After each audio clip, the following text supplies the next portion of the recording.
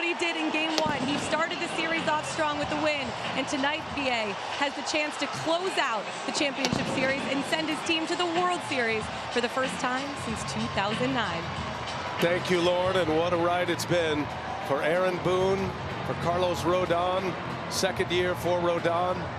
And Aaron Boone has this starting lineup today with Stanton moving into that cleanup spot. It'll be Torres, Soto, Judge, then Stanton and Chisholm flip-flop from yesterday. Anthony Rizzo in the 6th spot. Bottom 3, it is Volpe, Wells, and Verdugo. And that is the starting 9 that is going to match up, Ronnie, against Tanner Bybee. So he made his first career postseason start against the Tigers. He's coming back on short rest, Ronnie, but it was a short start anyway. He is more than ready to go here tonight. Yeah, 3 days ago he threw 39 pitches. We talked to Stephen Vogt and said that he'll be on 75 to 80 pitches tonight. If he's working it, he'll be able to get into the 5th inning. His arsenal, they're sending me all the bells and whistles now, Frenchie. His arsenal is this is the postseason. His pitch usage. You can see the 4-seamer at 40.8%, cutter, changeup, and then the hits per at bat. The 4-seamer has been the problematic pitch for Bybee in the postseason. And after the last 2 days of Hedges getting the start, Stephen Vogt said Bo Naylor has caught Bybee all year, wants him behind there. Ramirez, Rocchio, of course, Jimenez and Naylor over at first. And in the outfield, you got Stephen Kwan in left, Lane Thomas in center, John Kinsey Noel in right field. Left-handed starter on the mound for the Yankees means the right-handed lineup. Alan Porter will call the balls and strikes. Vic Carapazza is over at first base. Mike Estabrook at second base. The third base umpire is Gabe Morales. Our crew chief tonight is out in left field, Dan Iasonia. If we are in need of a review, he'll be the man to administer that. Chris Siegel is in right field. Number of first-timers in the ALCS. This crew's done a good job. And we are ready to roll here for Game 5. Yankees up 3-1 in this best-of-7 series. And Frenchie, starting games, these two at the top, Torres and Soto, they have been as good as you could possibly be. Well, they have. And guys, Juan Soto's the big free agent. He's the big fish in the pond. But don't forget the guy right in front of him, Gleyber Torres, on base 7 of 8 in the first inning. He has had an up-and-down career in New York, but as Aaron Boone said, he's really enjoyed this year and really the last 2 months. Everyone has talked about Soto's free agent year. No one has talked that's Gleyber Torres' free agent year as well. And both are shining here in the postseason. Torres ready to go. Home plate umpire Alan Porter says play ball. Tanner Bybee ready to unleash his first pitch. And Game 5 of the ALCS is underway with a strike. Bybee with a nice cutter there. Remember, Torres hit the first pitch for a base hit in last night's game. Gave him a little wrinkle. Bybee, the Game 2 starter, gets ahead 0-2. Another cutter. He emerged as the Guardians ace this year after Shane Bieber was lost for the season after just 2 starts. The former Cy Young Award winner. Bybee took that mantle and posted just about every turn through it. Had a little bit of shoulder tightness in August. He has come back strong, though, and he's hoping to give Stephen Vogt and the Guardians a chance going through this lineup, as he hopes 2 times tonight. Stephen Vogt has had a quick hook with his starting pitchers. On the ground, that is through, a base hit, and Torres does it again. Boy, it is incredible what Torres and Soto are doing right now. They keep playing him up the middle, and they're hitting the ball in that hole. Watch how late Jimenez gets here. It's like he didn't see it. You see that? He went the other way. Maybe because it was a breaking ball, he was anticipating the ball being pulled, and it went to his glove side instead. Yeah, he went a full step up the middle and then had to go back. And now it's Soto, lead man on for the Yankees. And Soto rifles one right center. This is going to split the gap, goes to the wall. Can Torres score? Rojas will wave him home. Throw comes in. Torres is out. Whoa! What a way to start this night.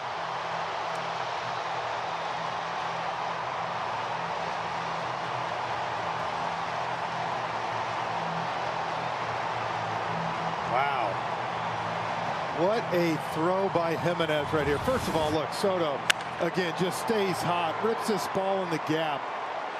You're going to watch Noel get over here, and it makes a good throw. Watch this gun right here. I mean, no hop, nothing. Wow. It had to be a perfect throw with something on it to get Torres. Now, it's the one thing that Gleyber Torres doesn't bring to the leadoff spot is a ton of speed. I was surprised third base coach Luis Rojas sent him there. No outs, Judge coming up, took a chance. This game 5 starts with a bang. Perfectly executed cutoff and relay by the Guardians. And one away with Soto at second and a daylight play at second. Soto is back. I mean, Frenchie, this is part of Guardians baseball, is their ability to play defense. And nice tag there by Bo Naylor just to get it in the armpit of Torres. It's the best throw we've seen on a replay, on a relay, yeah, all year, by far. Jimenez threw that ball 94 miles an hour. Flat-footed from the grass. Judge, a mighty swing. He's one of the great ones. He has put on a defensive clinic this postseason. The reigning Platinum Glove Award winner.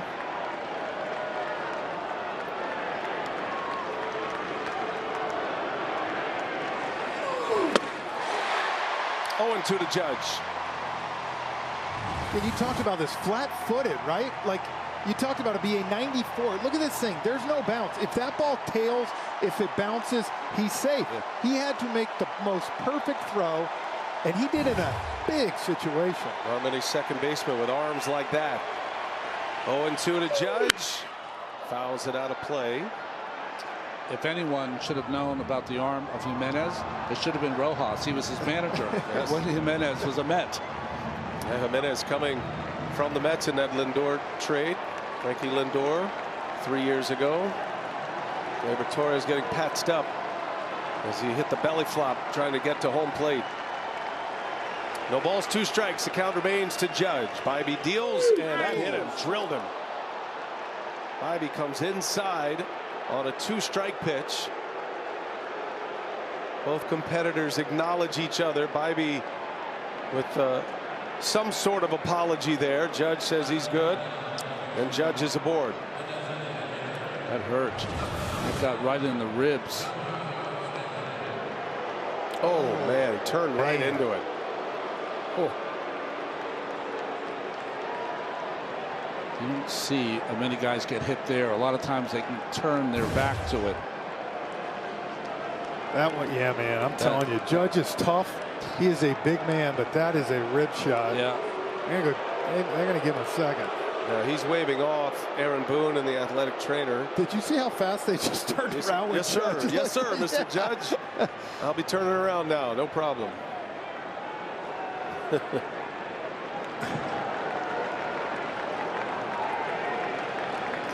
First and second.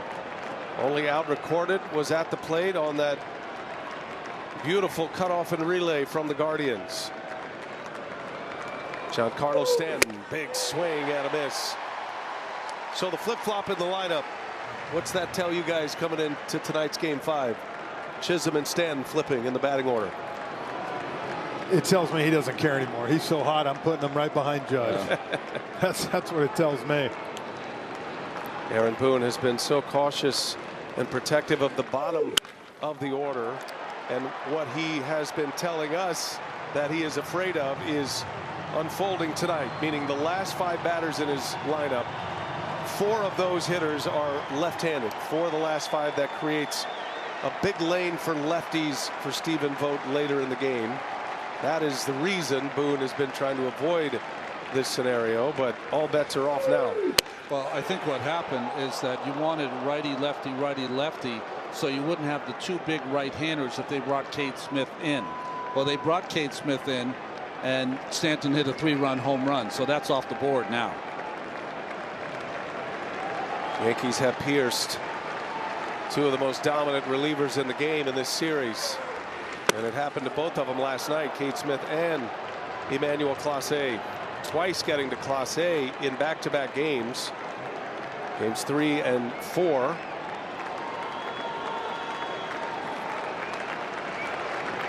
2 balls, 2 strikes. 1 out in the first inning.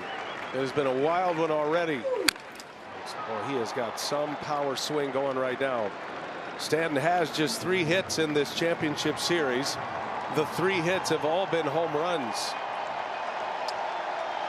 This is really the same start that Bybee had at Yankee Stadium in Game 2. Lots of traffic, lots of balls hit hard, struggling with his control. 2-2 the count to Stanton. And he got him. A strikeout for out number 2. Bybee gets his first out at the plate. His first K. Well, to the big righty, Ronnie, this is the perfectly executed pitch. If that pitch is up, he can hit it. We saw it last night. Again, I've said it. Stanton's got, he's not Judge. He's got bigger holes in his swing, but he also, when you miss, you don't get it back. 2 outs, first and second. Jazz Chisholm now. Chisholm standing right on top of the plate. Oh, he showed bunt. Almost took one in the back leg, or did he? He did. Hit by the pitch. For Bybee, his first 4-seam fastball of the inning.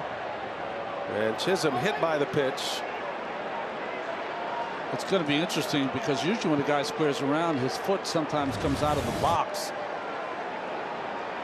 But he was in the box. I didn't see it. Maybe it grazed the back foot. See how he stands across the batter's box and then brought it back. Well, the Guardians took a look at that replay. That's certainly something you can challenge, but Stephen Vogt choosing not to do that. And the crowd just seeing the replay right now.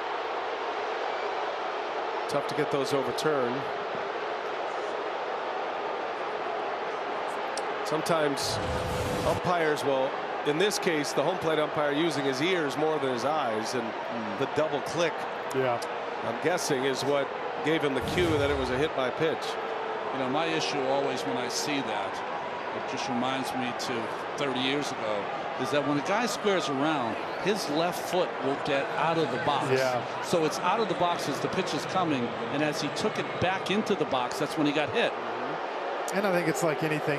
You didn't maybe wonder, but Alan Porter called it right away, and Bo Naylor didn't really put up a fight. And those are the two that I usually say kind of give you the whole story. Yeah, telltale sign, right? Well, Carl Willis, a first inning visit to the mound with Tanner Bybee. Bases loaded. Anthony Rizzo. 5 hits this postseason, just activated for the championship series. Not on the roster for the division series with the 2 fractured fingers on his right hand. It has been impressive how he's been able to collect his hits. He's had deep at bats.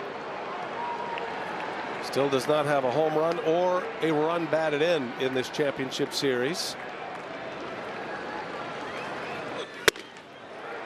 You know, BA, if we go back to Game 1 here when you and I were here for the ALDS, Carl Willis had to come out in the first inning to Tanner Bybee. He calmed him down. Next guy flew out to left field. You said Carl Willis is like the pitching whisperer, pitching right? Yoda, man. Went 4 2/3 that start did Bybee. And Rizzo, fly ball, left field. Kwan back on it, and Bybee's going to get out of it. A lot of traffic for the Yankees early. A play at the plate to start Game 5. And the Yankees strand the bases loaded. Already a defensive gem to start this one tonight in Cleveland.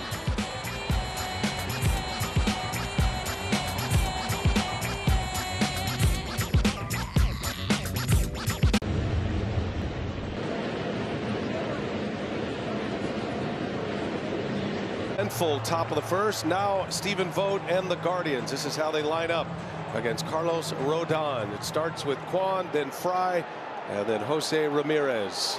Got the 2 right-handed bats in there in Fry and Noel. Those are the 2 platoons for Stephen Vogt. Carlos Rodon, he's back on the mound, his second start in this championship series, on full rest after his Game 1 start, which was excellent, Ronnie. Yeah, 16 wins in the regular season. That Game 1 win in this series. And it's going to be interesting. Against his slider in Game 1, the Guardians were 0 for 9 with 7 strikeouts. but he sets it up with the high fastball, which is a strength for the Guardians. We'll see which way it goes. Kwan, a defensive offer at it. 1-2 the count. Kwan's had a nice postseason. 15 consecutive games on base. If you go back to the 22 postseason, that's a franchise record. Hitting .405 in the post. Has 4 hits in this championship series, 4 for 16. Did have his 12-game postseason hit streak snapped a couple of nights ago, but he's still got the on-base streak going. These two teams matched up in the 22 postseason in the division series that went 5. They've matched up every other year since 2020. First-year manager Stephen Vogt, not too many years removed from his playing days. That is a called strike 3. The ball is dropped by Wells. Calmly secures that strikeout at first base, and that's how the night begins for Rodon.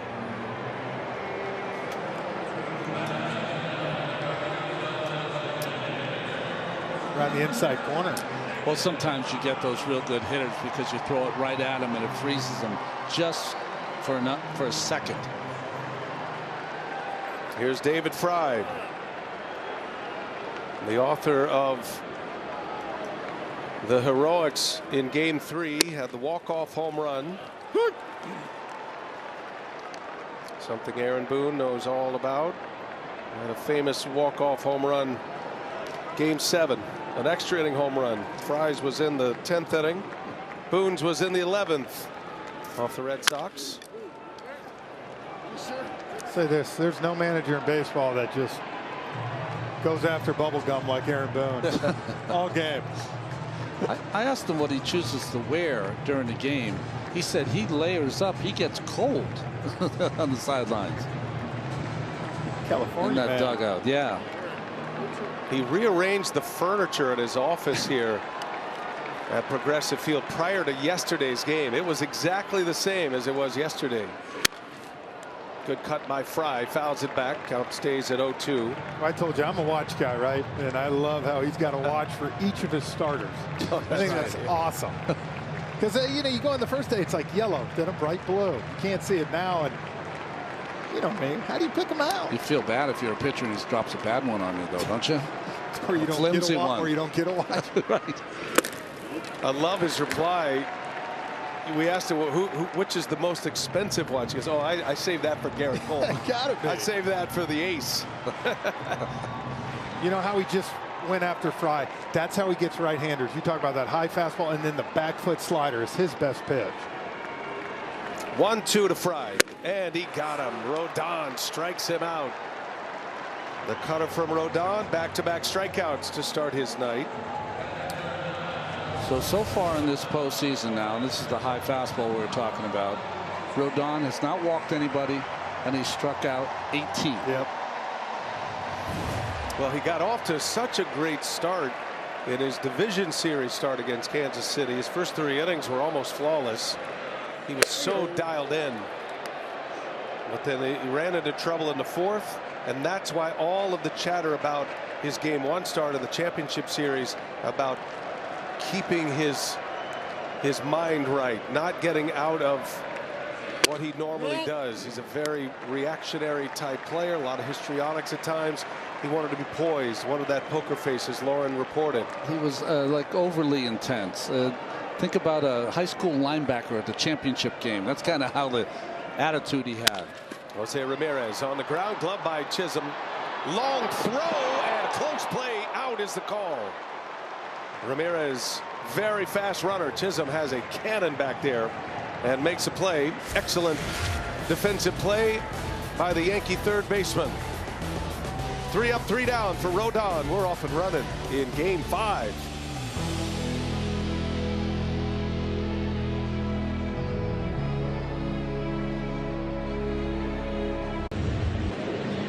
New customers can bet $5 and pocket $200 in bonus bets instantly.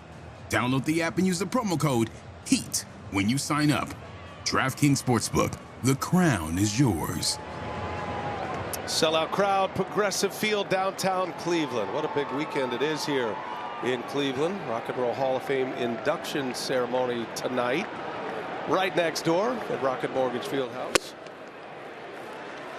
Lively downtown all week and this weekend here, and the Guardians back in the postseason. Missed last year. Both of these teams missed last season. Both met in the 2022 postseason. Anthony Volpe takes a strike, and he's down 0-2. Yeah, what a great scene near the waterfront. Got Browns Bengals tomorrow downtown. Battle of Ohio, football style. Great time to be in Cleveland, and the weather has just been picture perfect for October. So what'd you like to see early in the game? Try to evaluate what Bobby has so far.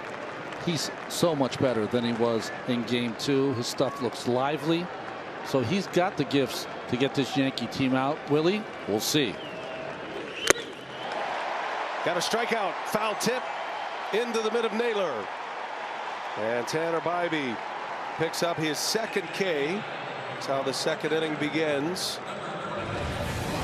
Well, this is not his best breaking ball. In fact, it hangs kind of in the middle of the plate, but enough speed off it that Volpe swung through it, and it was the first one that Volpe saw. It's the greatest pitch in baseball right there. The backup curveball, the backup slider. You can't hit it.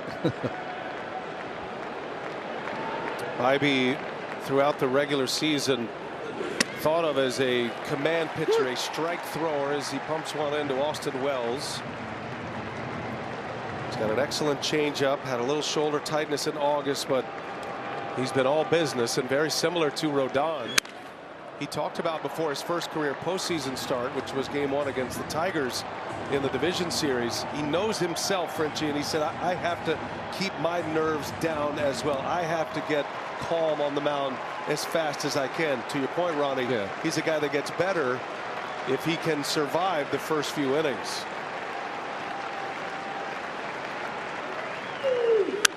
Well, I mean, all 4 games now he has started in the postseason. That first inning has been a struggle. There's been traffic. There's been chances to score. And I think what you just said, if he can get in a little bit of a rhythm, which they have to have, with that bullpen being taxed, he has to give them length tonight. 0-2 the count on Austin Wells, and he got him. Bybee with the changeup. That's one of his signature pitches right there. I remember seeing Tanner Bybee pitch last season when he finished second in the Rookie of the Year to Gunnar Henderson. So impressed with his repertoire of pitches. Cutter, slider, curveball, fastball up in the zone, and this changeup as well. Back-to-back strikeouts to start the second inning. Alex Verdugo now, and Bybee pours one in. Fastball at 97. He's helping up there.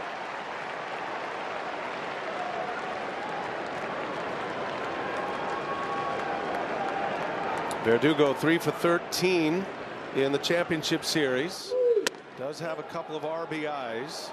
3 RBIs combined between the DS against the Royals and this championship series. Yankees beat Kansas City in 4 to advance. Verdugo hits that one sharply into left field. Kwan, the Gold Glover, is there, and the side is retired. Bybee labored through that first, no problem in the second. Retires the Yankees in order. Ooh, baby, I love your way every day. Shadows grow so long before my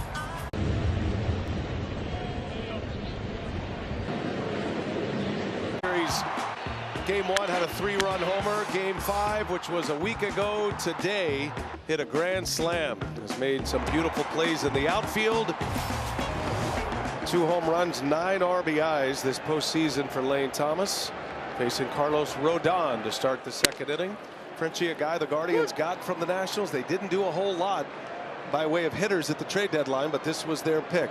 And how many times, guys, during the postseason do you see maybe not the biggest name, but the right guy, the right fit for certain teams? And since September 1st, all he's done is hit 9 home runs and have an .864 OPS for the Guardians. He was always a good player, kind of lost in Washington because they were challenged with trying to get wins. And good athlete. Yep. He has drawn 9 walks in 9 games of this postseason. Known as a free swinger early in the count, but he's really battled for some good at-bats in this one. OPS of 879 in the 9 games in the post. Rodon ahead of him, 1-2, and Rodon strikes him out. Carlos Rodon, he is nasty. That's his 3rd strikeout, first 4 batters face. He's got the A+ stuff going early here, Ronnie. Well, they do handle, if the ball's at the top of the zone, elevated fastballs with home runs and average. But if it's above that zone like he's throwing now, they're going to have to try to lay off that pitch. Easier said than done. Josh Naylor now takes the first pitch strike.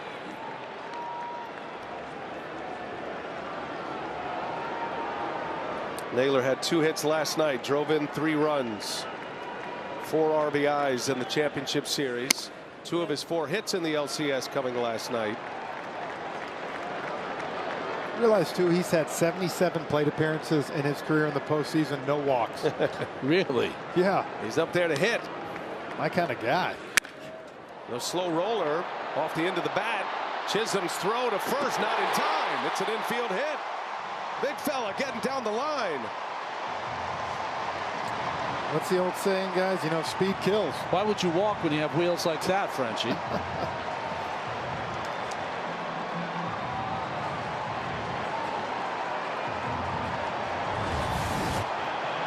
There's just no way. That had the side spin. Jazz was playing so far back. Rizzo didn't like, he had to avoid the helmet of Naylor that constantly falls off his head. Naylor is aboard. 1 out infield hit. And John Kenzie Noel up there hacking at the first pitch. I was just looking at Naylor's helmet there. You know, the C flap that comes around to protect the jaw, that broke off. Yeah, there he's pointing at it. I mean, but you can, let's be honest, you can run the bases without it. And I think that's what he's saying, like, hey, next time we need a man on it. Yeah. You know the Guardians have a man on it. John Kenzie Noel. Noel back in that starting lineup for the first time since that dramatic game-tying home run in the 9th inning. Came with 2 outs. Big Christmas.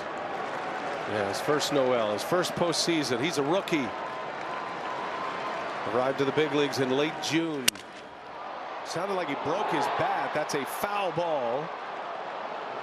I'll tell you what, I know he broke his bat on that, but those other 2 fastballs, Ronnie, he had great hacks. And it's interesting, BA, we did the whole series before.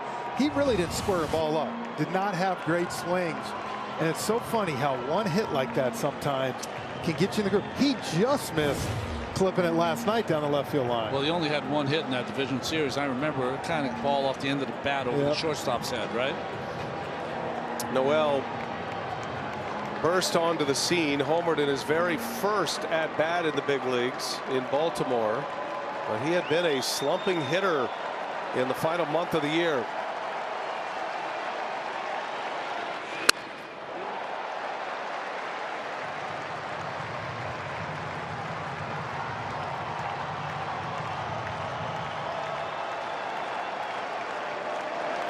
High fastball, usually to set up that down and in slider. Oh, wow. Extreme pullage right there into the net. Pullage, I like it. Oh, he's used to calling that or not. He used to call that with his driver. Looks like one of Frenchie's snipers Pullage. into the creek. 1-2 the count. Josh Naylor, the runner at first, and a swing and a miss. Rodon with the fastball. Picks up his 4th K already. Rodon has it on a string right now. 8 balls, 19 strikes. He's throwing every pitch exactly where Wells is calling it. He looks relentless right now. He I does. mean, he just continues to keep coming at you. This is a great angle to see what those hitters are seeing. 96 up and in. Brings up Bo Naylor with his brother at first base. Bo with hits in his last 2 games coming off the bench. His first 2 hits of this postseason. 13 homers, 39 RBIs during the regular season. The everyday catcher for the Guardians. And he and his brother making a little bit of history. Both Canadians. They got a younger brother, Miles, who's in the Oakland system. Each first rounders. And the 2 brothers teammates here, and what a thrill that must be, competing not just in a postseason but to make it to the championship series. First pair of brothers to have a hit in the same LCS game. That was game 4 yesterday.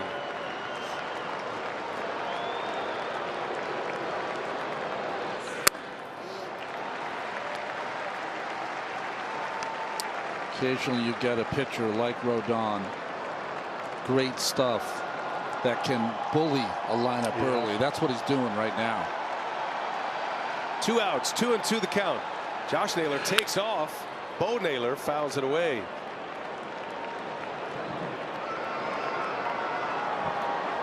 Base runners this year against Rodon. He must have some kind of tell, because left-handed, 26 attempts, 22 successful stolen bases against the left-hander this year.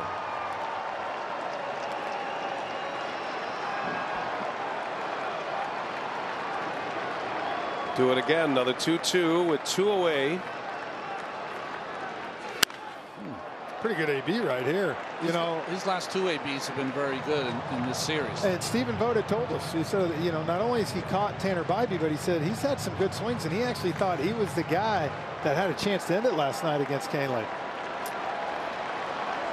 Has liked his swing so much he put him in the lineup against a left-handed starter. Not Austin Hedges today. That had been the rhythm for Stephen Vogt. Needing some offense, and you touched on it, Frenchie. The Guardians know they're going to have to swing the bats. Their offense, when they've won games, when they've set the games up like they want, they've hit. Naylor pops this one up. Wells will give it a courtesy look. Into the seats it goes.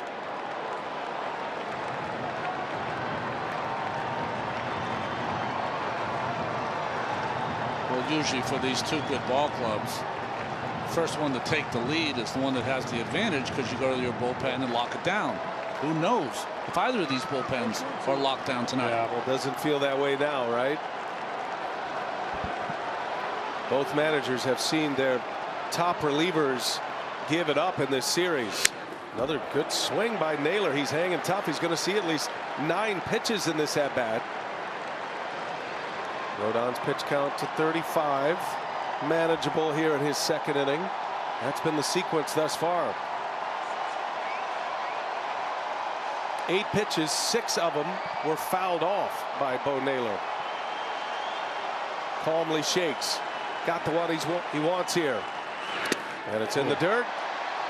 Good stop back there by Wells. He has been a wall behind the plate. He's had the ability that when the pitch is in the dirt, he becomes almost like a hockey goalie. It's unreal. He'll put anything out there to stop. Glove save, kick save, whatever he needs. Stuck his elbow out for one at Yankee Stadium. 3-2 the count. Josh Naylor takes off. Bo Naylor down the right field line. It is a fair ball. Here comes Josh. Bo goes to second. The brothers Naylor deliver. 1-0 Guardians on the 10th pitch of the at-bat by Bo Naylor.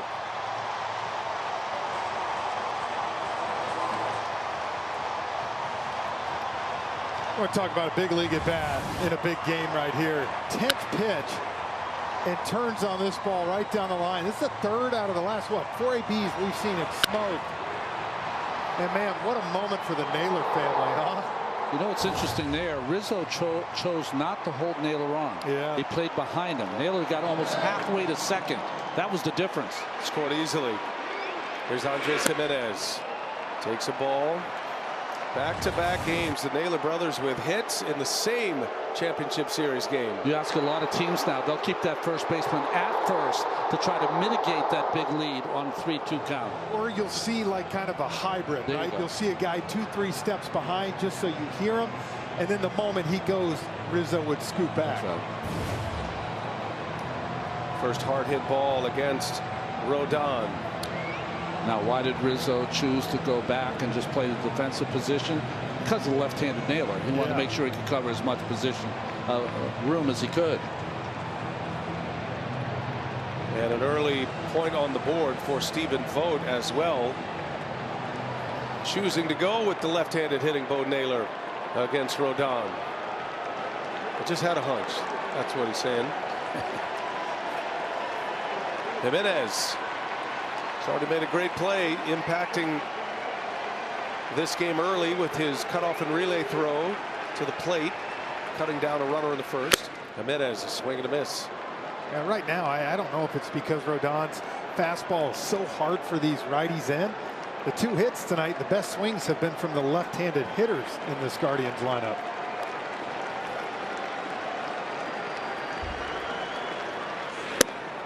He goes. 1-2 the count. There are 4 lefties in the lineup tonight against Rodon. Got a couple of switch hitters in there as well, but 4 of the 9 will hit off the left side, including Kwan.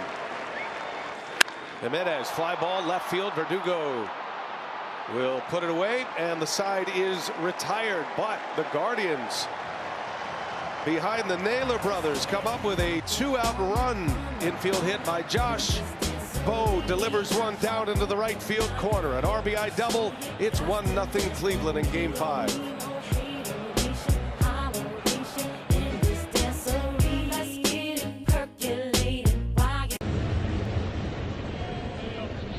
Always discovers possibility. Goodyear, more driven. Beautiful look down on a Saturday night. Cleveland, Ohio. The Naylor brothers. Bo delivering Josh, and it's 1-0 Guardians. And back on the mound, Tanner Bybee. Bybee starting his third inning here. Yankees with 2 hits and 2 hit batters in the first inning. Dramatic play at the plate to cut down a would-be run, the first out of that inning. Yankees stranded the bases loaded in the first. Bybee came back and a tidy 3-up, 3-down second inning.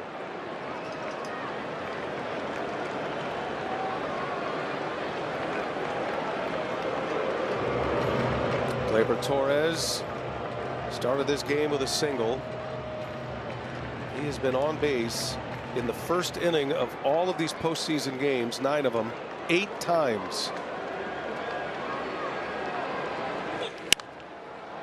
Out in front, lifts this one in the air. And back is Jimenez to make the call and the catch, and there is out number 1. And that's 5 in a row for Bybee. Well, tomorrow, Mets-Dodgers back at it. They had a travel day today, Game 6 at Dodger Stadium. That looks like that's going to be a lot of fun right there. What a matchup, too. 8 Eastern on FS1. And then Monday, if necessary, Game 6 at Yankee Stadium. The Guardians must win tonight to force that Game 6. Garrett Cole looming for the Yankees. Yankees win tonight. They punch their ticket to their 41st World Series. Juan Soto takes a strike. Just barely got that pitch off in time. Torres and Soto, incredible numbers in the first inning. 6 hits in the first inning for Juan Soto.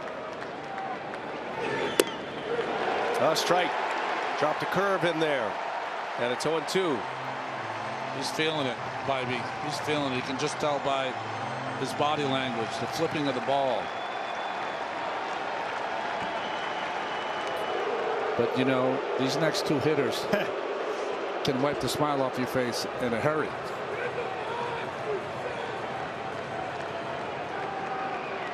Next 3 hitters.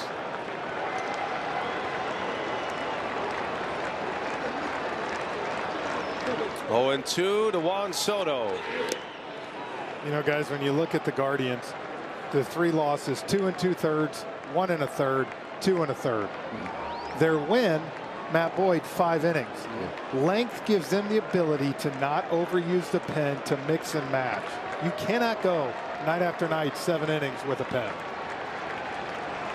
The 1-2, and Soto on a hop to Naylor. Bybee is there for him. Second out of the inning, a 3-1 put out. Got him on a changeup to roll over one. Mixing of pitches, fastball, breaking ball for a strike, breaking ball in the dirt, back with the changeup. And he's retired 6 in a row now as he faces Aaron Judge. 1-0 Cleveland. We play in the 3rd. Guardians just scored in the bottom of the 2nd. You know what a hitter wants to do after he's been hit in the ribs. To say, man. You know, Judge wants to hit one about 450 feet right here. Amazing how Judge just brushed that off. A direct shot to the rib cage. Being traction for 6 months. Yeah, there's no meat there. Bybee hit 2 batters in the 1st inning, but got Rizzo to fly out to strand the bases loaded. That's a strike. 0-2 the count. 7 of the 12 hitters Bybee has faced, he's either been in an 0-2 or a 1-2 count. He's gotten into his counts.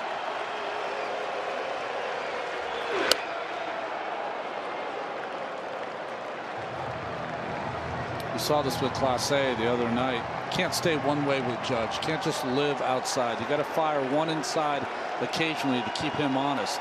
He does have holes inside as well.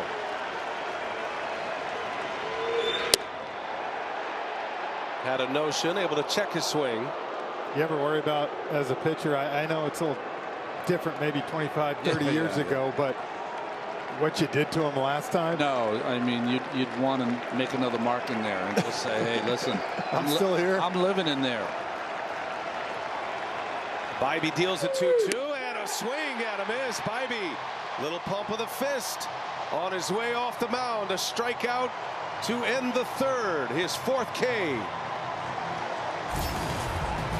7 in a row for Tanner Bybee. Guardians lead 1-0. Guardians coming to bat in the bottom of the 3rd.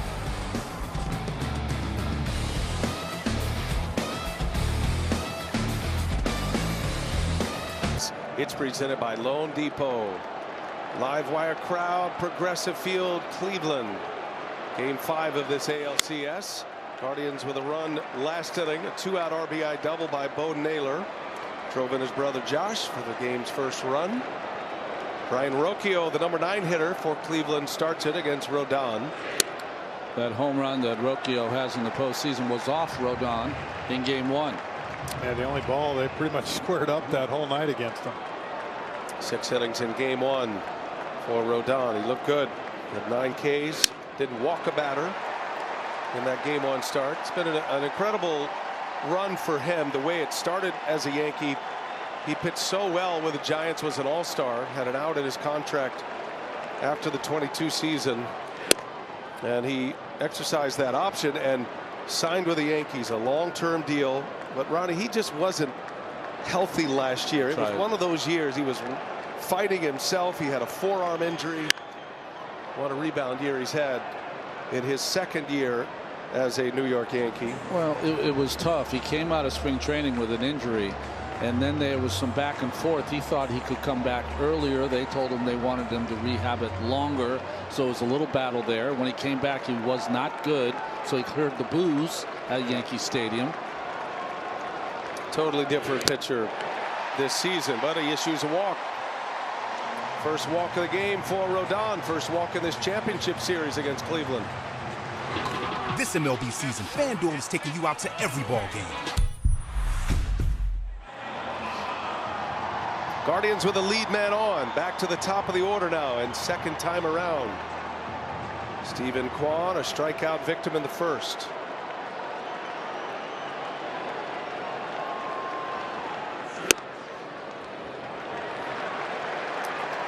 With the threat of the bunt, Chisholm has to come in on the grass, so that opens up that area for Kwan to the left side of the infield.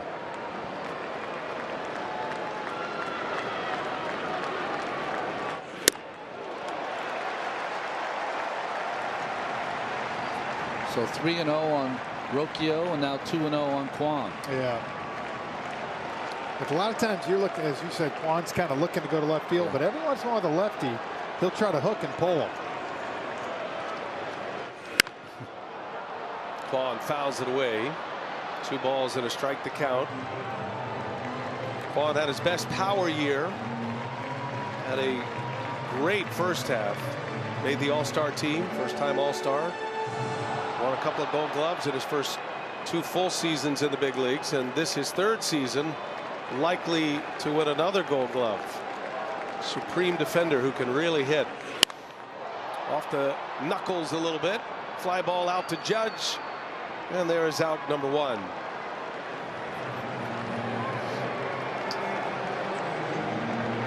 Rodon has some great history against the Guardians. Came to prominence as a member of the White Sox. He threw a no-hitter against Cleveland in the 21 season.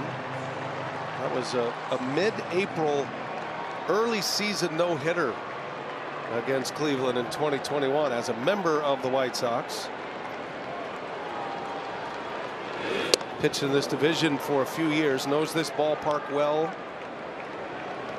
Had a career ERA under 3 against Cleveland in his stops between the White Sox and the Giants.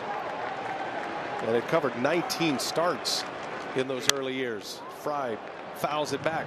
How many times do you see a team let someone go 9 innings in mid-April anymore? That's right.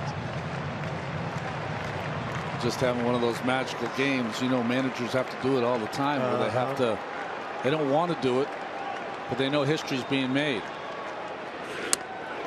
Fry way out ahead of a changeup, and Rodon picks up the strikeout. His 5th K. After the leadoff walk, back-to-back outs. That's really been the equalizer this year because he was so 2-pitch heavy, fastball and slider. He included a knuckle curve and that changeup, especially against the right-handed hitters. Jose Ramirez now.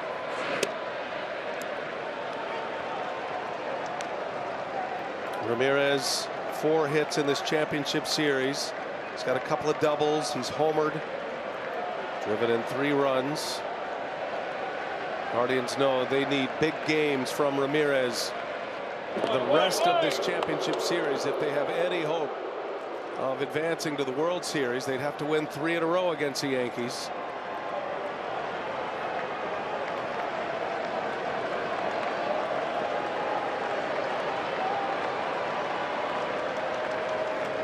Rocchio, the runner at first. And Ramirez fouls it into the seats. They play Ramirez to pull big time. Yeah. Jazz Chisholm about 4 steps off the bag, and Alex Verdugo way on left field. Look at Judge.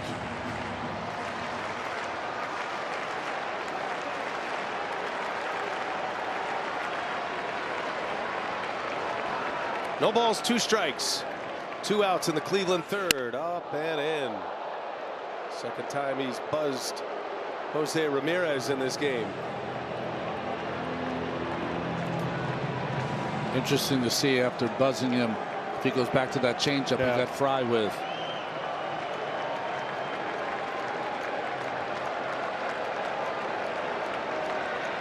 Ramirez to the right side, right at Gleyber Torres, and he'll make the play to end the inning. Carlos Rodon works around a leadoff walk, picks up his 5th strikeout. 1-0 Cleveland after 3.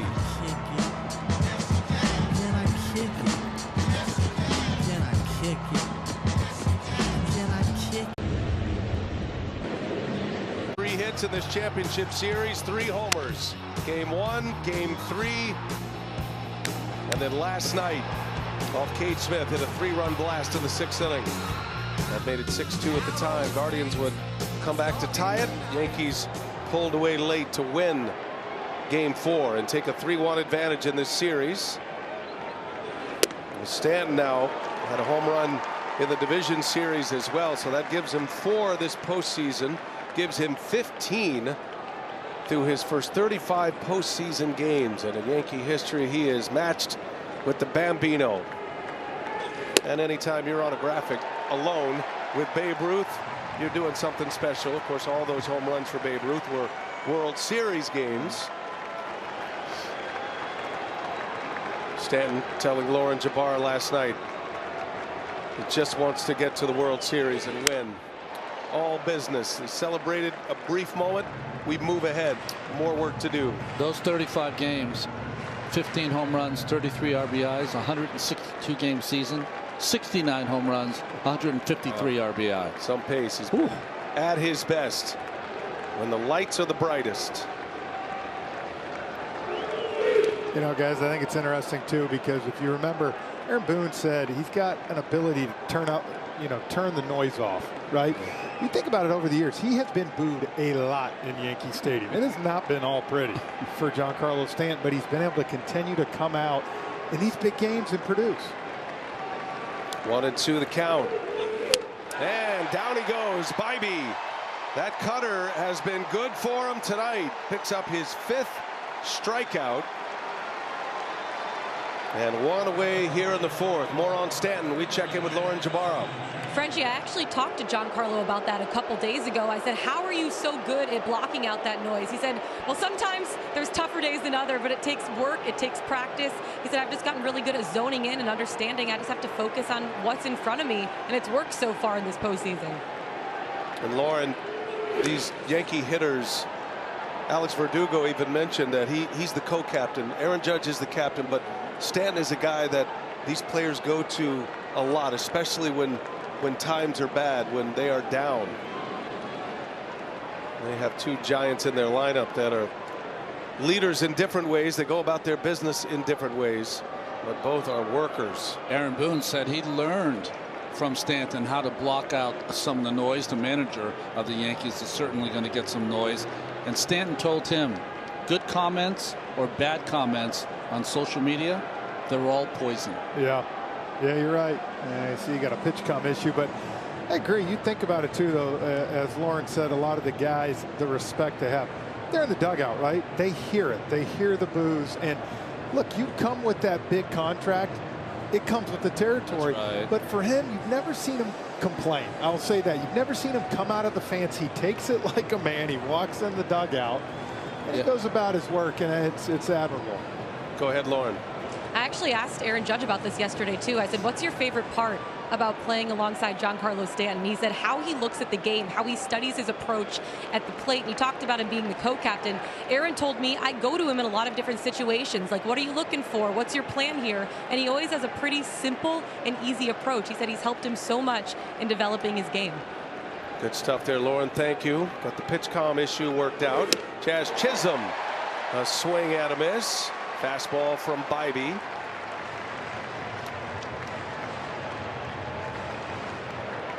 Tanner Bybee, speaking of Judge and Stanton, he has 3 strikeouts against those 2.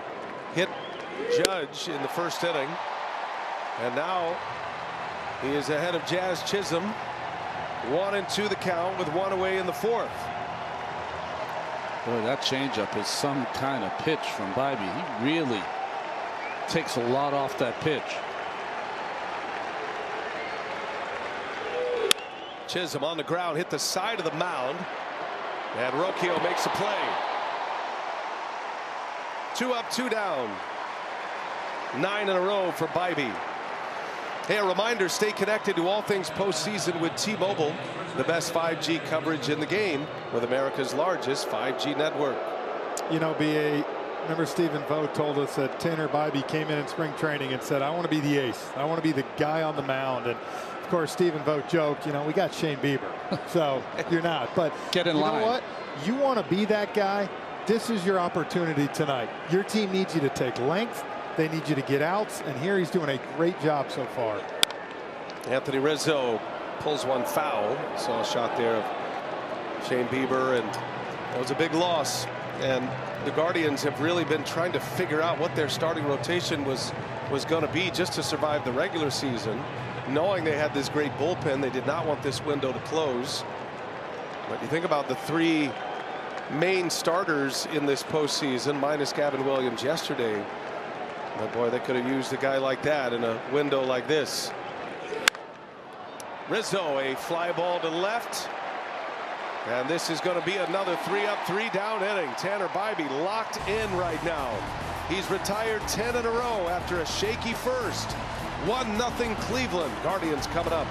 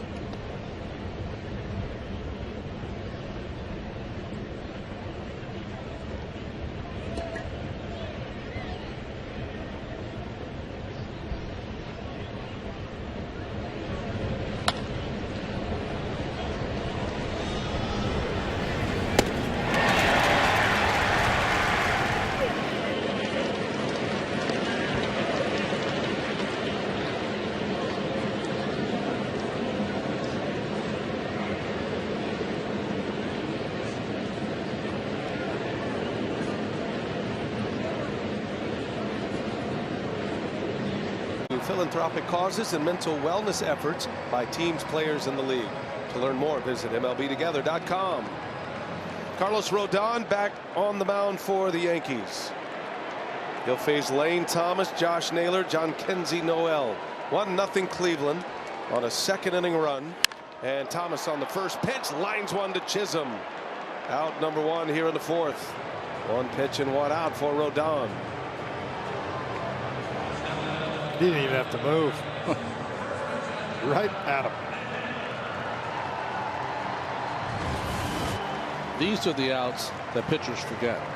The bullets right at someone. He has not given up many hard hit balls in his two starts against the Guardians in this championship series. So only given up the 2 runs. In the second inning, Josh Naylor reached on an infield hit. And then it was a line drive by Bo Naylor with 2 outs to bring him in. In the air to left field, slicing Verdugo. Ranges over, and he's got it just shy of the line in fair territory. 2 quick outs here for Carlos Rodon. It's like hitters, Ronnie. We always hit them harder than we get the bloopers, right? That's right. You don't remember those. That's right.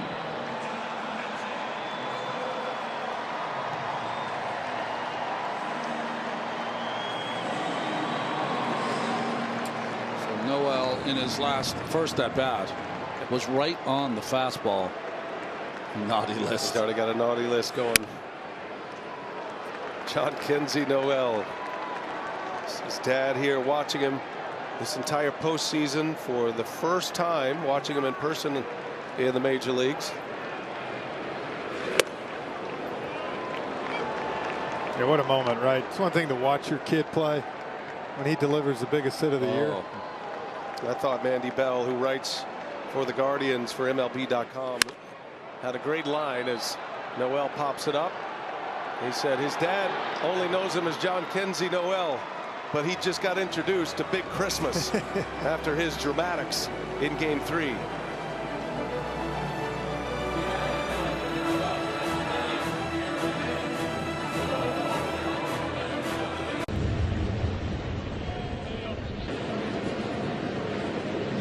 Brought to you by T-Mobile, America's largest and fastest 5G network. And by Progressive Insurance. For a job you'll love, visit progressive.com/careers. Progressive Field, downtown Cleveland, home of the Guardians. At home to Game 5 of this American League Championship Series. It is 1-0 Cleveland. Tanner Bybee and Carlos Rodon both pitching well. Both starting pitchers still on the mound as we begin play here in the 5th. Bottom of the order coming up for the Yankees. Anthony Volpe starts it, then Wells, then Verdugo. Well, that's inside. We are not experiencing many games this postseason where empty bullpens are occurring in the 5th inning, but so far these starters are rolling. That's the first time this series. We know that. Ivy is coming back on what would be considered short rest, but again, only 39 pitches in his Game 2 start. He was not pleased with being taken out of that game in the 2nd inning. Gets his chance here in Game 5 to extend the Guardians season. Volpe lines one center field, down, a base hit. Thomas pulled up reins on it, does keep it in front, holds Volpe to a single. Sharply hit ball by Anthony Volpe. That snapped 10 in a row, retired by Bybee. The hardest play for a center fielder, because once you commit, you got to go for it. And Volpe ended up hitting this so hard that if Thomas does keep coming, he probably makes that play. But again, if you miss it and that goes all the way to the wall, you're in trouble. And it probably was snaking at him a little bit too. Here's Austin Wells with a runner at first. Volpe is a threat to steal. One thing to note here with Bybee, he has one of the better pickoff moves among starting pitchers in the game. Very quick feet, accurate thrower over there to first. He can shut down a running game.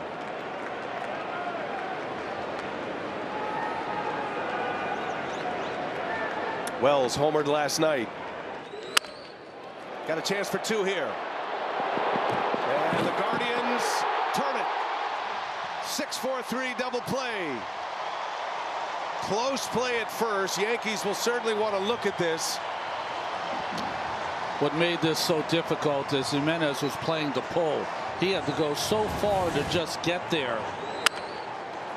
And luckily with that great arm, he made it close. I don't know if he was out at first, though. Looks safe to me up here. And Aaron Boone, you might have saw the motion to the ears, the headsets. They want to challenge this. Call on the field is out at first base. New York is challenged. Ooh, I don't know. It's not where the ball just enters the glove. It's got to actually get into the leather, and I mean, that's a great angle right there. I don't know if there's enough evidence to overturn. That's exactly the thing. Again, if this was a safe call, I think he would have stayed safe. But I think this is bang bang. Yeah, it's got to be in the interior of the glove. Replay review powered by Zoom in the replay center in New York City. And right there, and I think it's gonna. It's pretty decisive with that shot. Yeah. Terrific camera work, slowing down these replays to the speeds where you can see things the human eye cannot. I'm telling you, if you're at home too and you play middle infield, this is the play you want to go back to and watch. As you said, Ronnie, Jimenez had to come all the way over. He stopped on a dime and threw it. Knew he might get some contact, but those two right there, as good as it gets.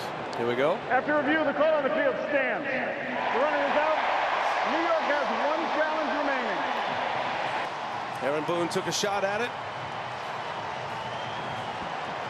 And it stands as a 6-4-3 double play. I don't think we do this enough with Vic Carapazza. Good call. Yeah. First base.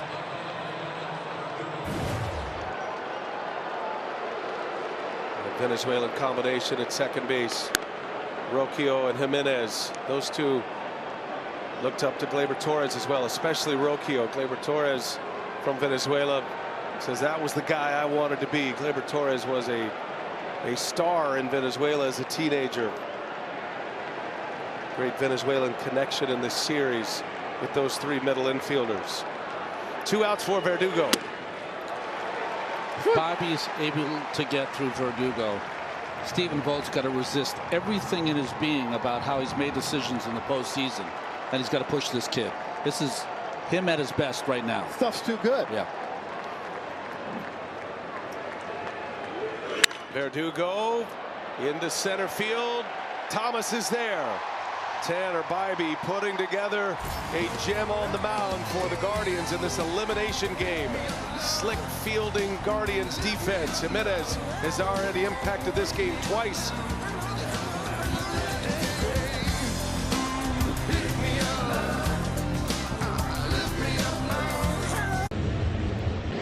He appreciates those 2 guys up the middle. Gets a ground ball and it turns into 2 outs. You know what we did see there? Stephen Vogt shake Tanner Bybee's hand. Very good. And the bullpen is empty.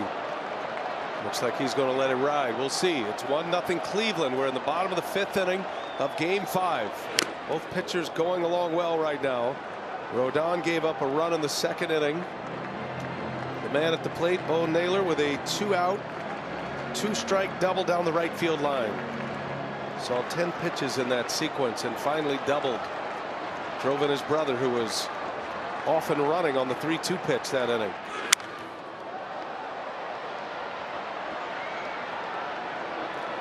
You know who appreciated it the most? The bullpen out there in Cleveland.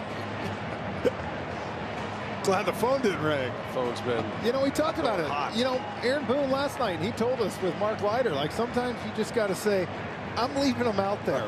Right. This other stuff, these guys have pitched and pitched. And Mark Leiter Jr. gave him a win last night. 0-2 the count to Naylor. He left him out there with the caveat that Luke Weaver was throwing, warming up. So it was right. He had a backup plan just in case, but it was great. Didn't need Weaver to come in. Although he told us he was 1 batter away. Yes, he did. He got up. It wasn't a full down day. He didn't pitch in the game, Luke Weaver, the Yankees closer, but he did warm up, and he was fully hot and a batter away from coming in. Heavy usage of all of these relievers.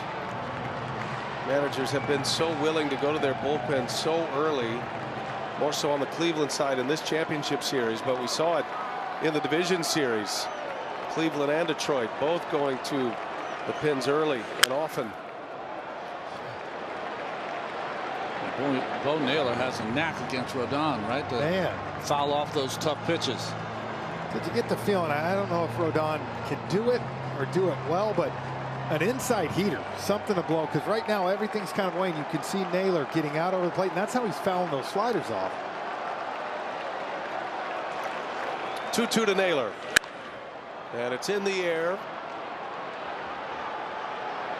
Gleyber Torres eases over. He's got it. And there is out number 1 as we kick it down to Lauren Jabbar. What do you have, Lauren?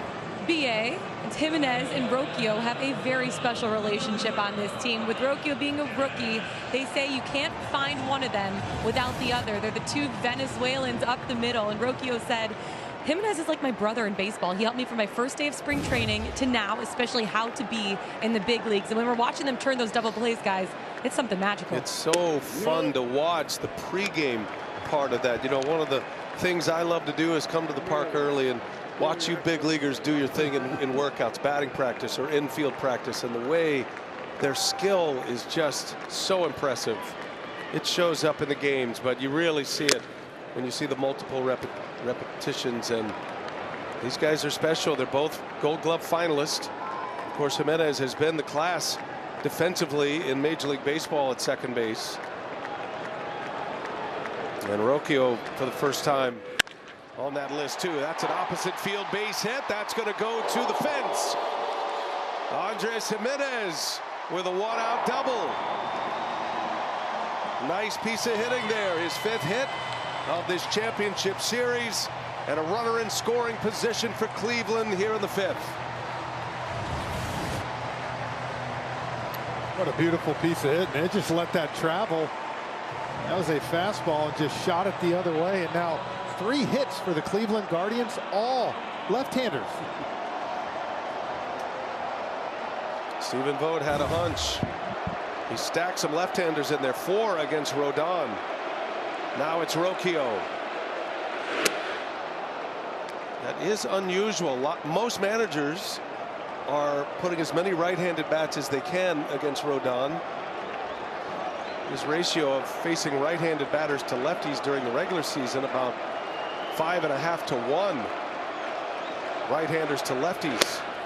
So I don't know, Roddy, is it a different look for him to face 4 lefties? It depends on the kind of lefties you have. If you have a team that has lefties that stay in there, then it's a good thing. As far as Rodon is concerned, one of the things when you get locked into just facing righties is you find your release point on your slider and your fastball, and you just execute the same pitches over and over. The lefties make you change the order of your pitches. Here's the 0-2. Now, there's no doubt right now, guys, he is feeling more comfortable against right-handers. He is mowing these guys down. Fastball, slider, change. It's the lefties who are having the deep at-bats and giving them trouble.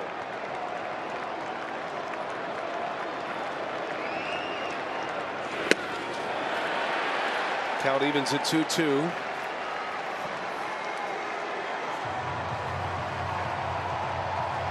Stephen Kwan due next. One of those 4 lefties, and the only lefty without a hit thus far against Rodon. He's maintained his poise. Rodon giving up a run in the 2nd. Now with a runner at 2nd behind him and 1 out. 2-2. Rocchio strikes out. 99-mile-an-hour fastball. Wow. Rodon reaching back. One of my favorite parts of the game is when the pitcher feels the moment and he has to add even to this great fastball that he's been showing all night. And that's how you get the 99. Yeah, you're not touching that. 6 strikeouts for Rodon. It's his first K since the 3rd inning. He struck out 5 of the first 11 hitters he faced. Stephen Kwan late on it, fouls it back. That one at 98. It helps too for the lefties the Guardians have outside of Josh Naylor. Look, he's going to take your big hacks. They're kind of trying to just shoot the ball, right? They're not taking massive swings against Rodon. Kwan up the middle, a base hit. Jimenez on his way to the plate. He will score. Snap throw to first. Kwan is back. It's an RBI single. And the Guardians have added to their lead. Now 2-0.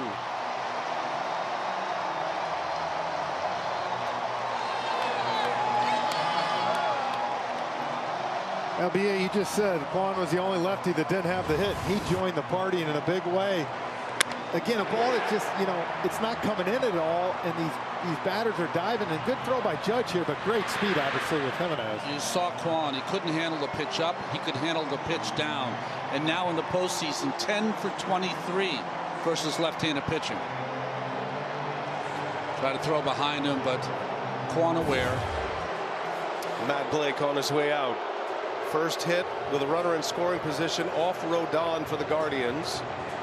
And it delivers another 2-out run here. Stephen Kwan makes it 2-0. Yankees pitching coach Matt Blake spent a lot of years in the Cleveland organization.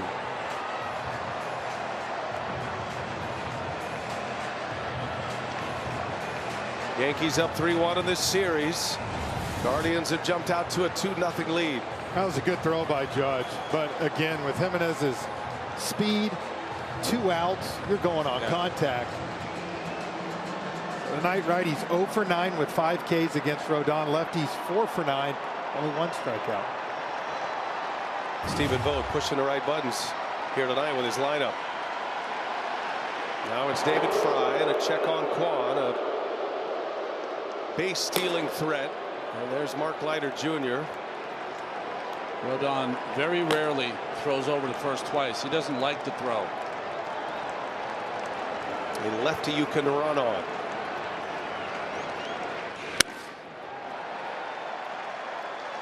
First bullpen activity we've had comes here in the 5th inning. Mark Leiter, who was so great last night for the Yankees, is the first man up.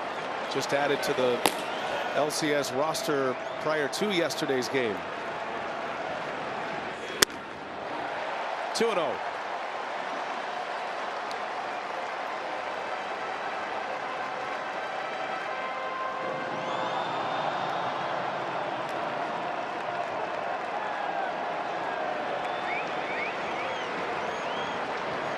Hitters count for David Fry. Turns on it, pulls it foul. Was in swing mode. He was going to get the head out. He wasn't, and good choice by Rodon. He dropped a cutter in on him, so there's no way Fry was going to be able to keep that one fair. Fry's had a big postseason, his first postseason. Driven in 8 runs. Made the All-Star team this year, David Fry.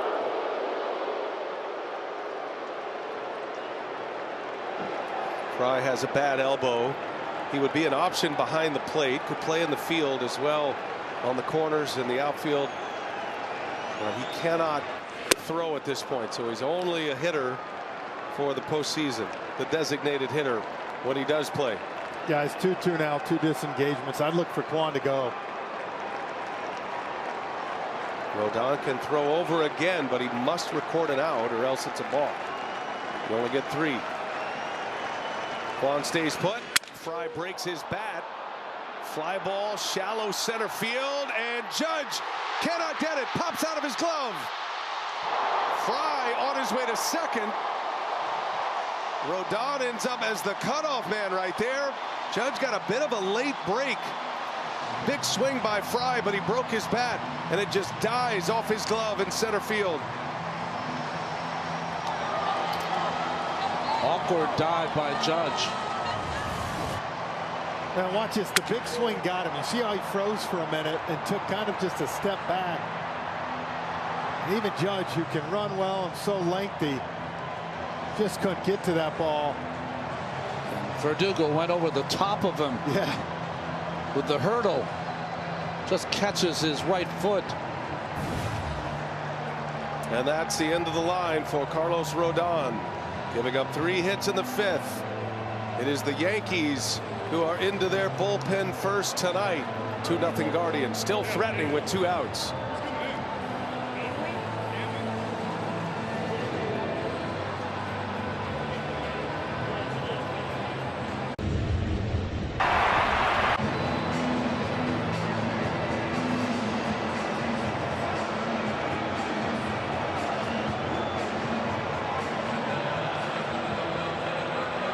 Thank you, Lauren Shahadi. Lauren and the gang in our Atlanta studios doing a great job. Rodon is out. First hit by a right-handed batter in this game. It is David Fry's little flare to center field, and Rodon will exit 4 2/3. Right now 2 runs, but 2 runners his responsibility. And Ronnie, it is Mark Leiter Jr. once again. Yeah, because of all the work last night here, really just to try to get them out of the jam. His splits are better. That split finger is great against left-handed hitters. Jose Ramirez at the plate. Tracks the first one in low. I think of Leiter as the closer for the starter right now. Logged some big pitches in last night's game, and now they're going to go ahead and walk Ramirez. Falling behind in the count, somehow changed Aaron Boone's mind and wanting to go to work against the right-handed hitting Lane Thomas.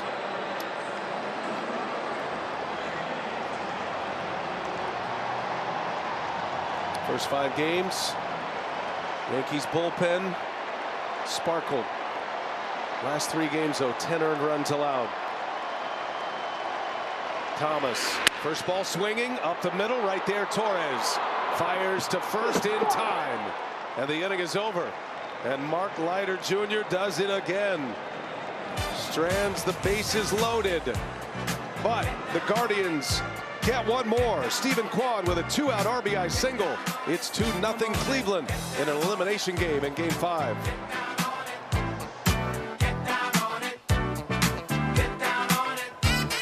How you gonna do it if you...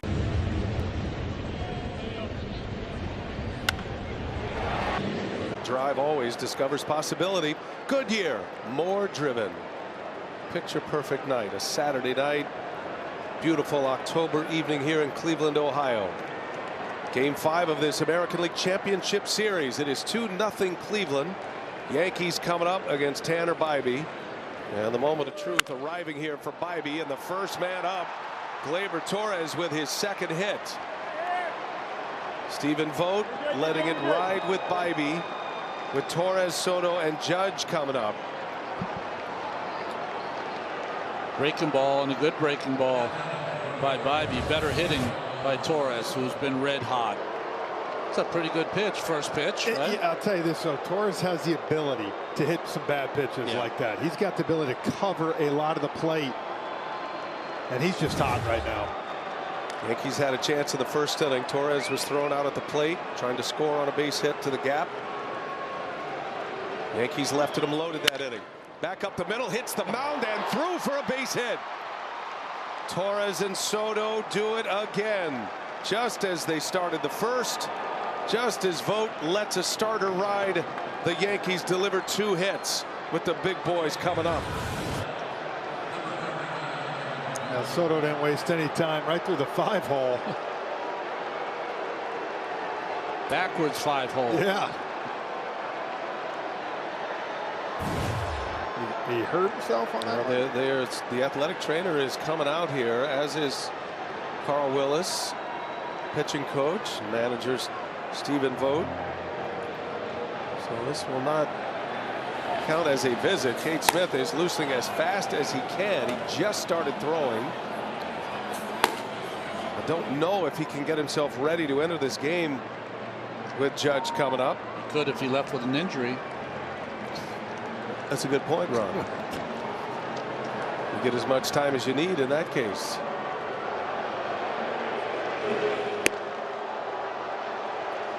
Thumbs up. He's good. Thumbs up. Stephen Vogt probably said to himself, "Are you sure?" And now he's like, now we'll take a mound visit. The pitching Yoda. Can he do it one more time? Carl Willis, one of the most respected pitching coaches in the game, been at it a long time. There's no crying in baseball, or with the Capital One Venture Card, because it lets you earn unlimited double miles on every purchase every day. Let's play ball. When you're an aspiring pitcher as a kid, put your head on the pillow. You want these kind of moments, right? Someday I'd like to pitch in one of these games. They don't tell you the caveat of the drama that comes with it. And this is it. First and second, and Judge up. You've been right where Bybee is standing, Ronnie. Ooh. That can be a lonely place on that mound, but Bybee has pitched beautifully. Stephen Vogt told us a moment this year where he went out in the 7th inning to Bybee, and he thought he was pulling them, guys, and he said, "You're getting this last guy." It kind of feels like that moment here. 25-year-old Tanner Bybee facing Aaron Judge, the likely MVP in the American League, representing the go-ahead run. Bybee misfires on his first offering. Bybee's been on the attack with Judge in his first 2 at-bats. Yeah, Judge has been 0-2 both times. Bybee drilled him in the ribs in the first inning on a 2-strike pitch, and then struck him out in the 3rd. The 1-0 in there for a strike. Well, your eyes tell you one thing. If you've been watching this game, he's gotten Judge to chase the breaking ball. The reports say that Judge is vulnerable to the changeup. And Bybee's had a terrific changeup tonight. First and second, nobody out. Just inside.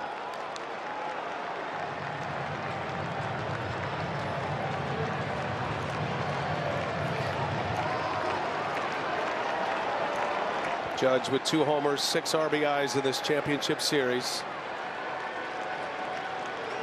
Homered in back-to-back games. Games 2 and 3. Hot shot on a hop. Double play ball. Flip it to the back. Throw to first. Room service for the Guardians. And Bybee delivers that changeup to get a 6-4-3 double play. I mean, just the pitch of his life. The changeup out in front is Judge. Room service hop. Doesn't get much better than that. It does not get much better than that, but now it's like anything. You have to lock it right back in because of the man coming up. 2-0. Guardians lead it. Brilliant double play. Second double play turn by that Keystone combo. Giancarlo Stanton with a runner at third. And a wave and a miss. Stanton was up there to fire. Made up his mind and he chased one. Well, I think yeah, go ahead, Frenchie. Yeah, you're looking at it. Could you put him on first right here? But you know what? He struck him out twice, and he's got him all night on that pitch out. Chisholm due next. 0-2. Changeup. This is one of those instances where you're going to make the hitter get himself out. First 2 pitches, Stanton's gone out of the strike zone. Big one to get, though. Progressive field ready to pop. If he strikes out Stanton here. Bybee deals at 0-2 and he lays off. Put it where he wanted it just to see if Stanton would bite on it. Baseball's a great game and pitching's a great game. Sometimes you have to have great control to throw a ball. And do that again. Tying run at the plate. Stanton has been on fire this entire postseason. Bybee deals and he does not bite, and a good block back there by Bo Naylor. Keeps a runner at third. I'm doing that 2 more times, Ronnie. and then if you walk him, okay, I'll flip the page. Well, the history is last night Kate Smith tried to sneak a fastball by him, and it was a 3-run homer. Stay with the plan. Let him get himself out with pitches outside of the strike zone. See if he goes to that changeup here. He does. Up and in. And now it's 3-2. That set that slider down and away now. Slider and changeup both, but again, it's got to be out of the strike zone. Has not thrown him a fastball this at bat. 0-2 to 3-2. 2 outs in the inning. See what Bybee has in mind here. And a high drive into left center field. Stanton is going to watch another one fly. Are you kidding me? Giancarlo Stanton made for the moment. Again. The game is tied at 2. Stanton delivers his 4th home run of this championship series. Now batting, third baseman Chad Chisholm Jr.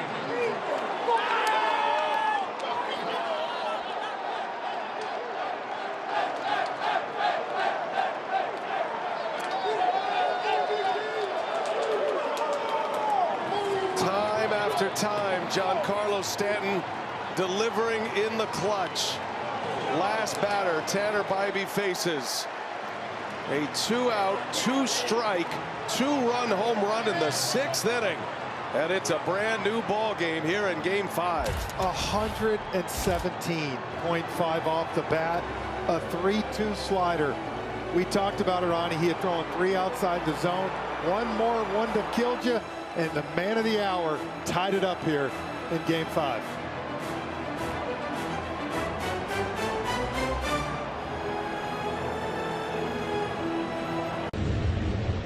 And the accounts and descriptions of this game may not be disseminated without express written consent.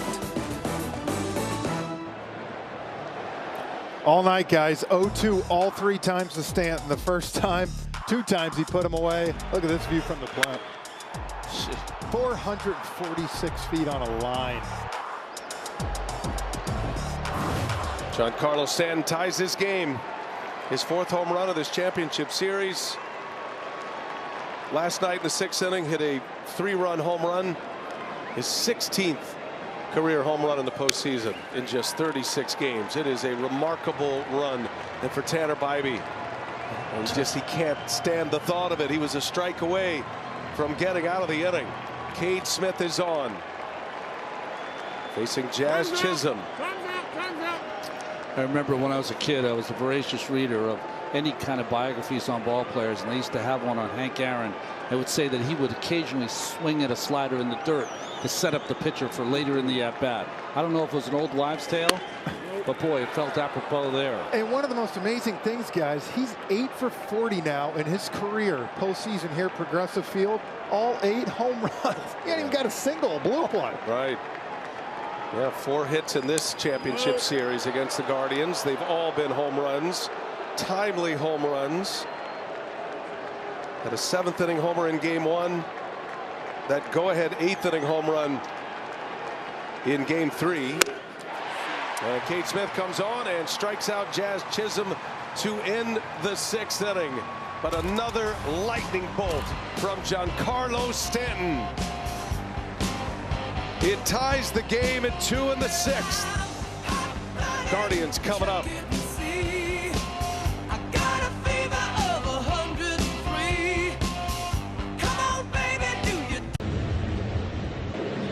On TBS, it's brought to you by Loan Depot, where home means everything.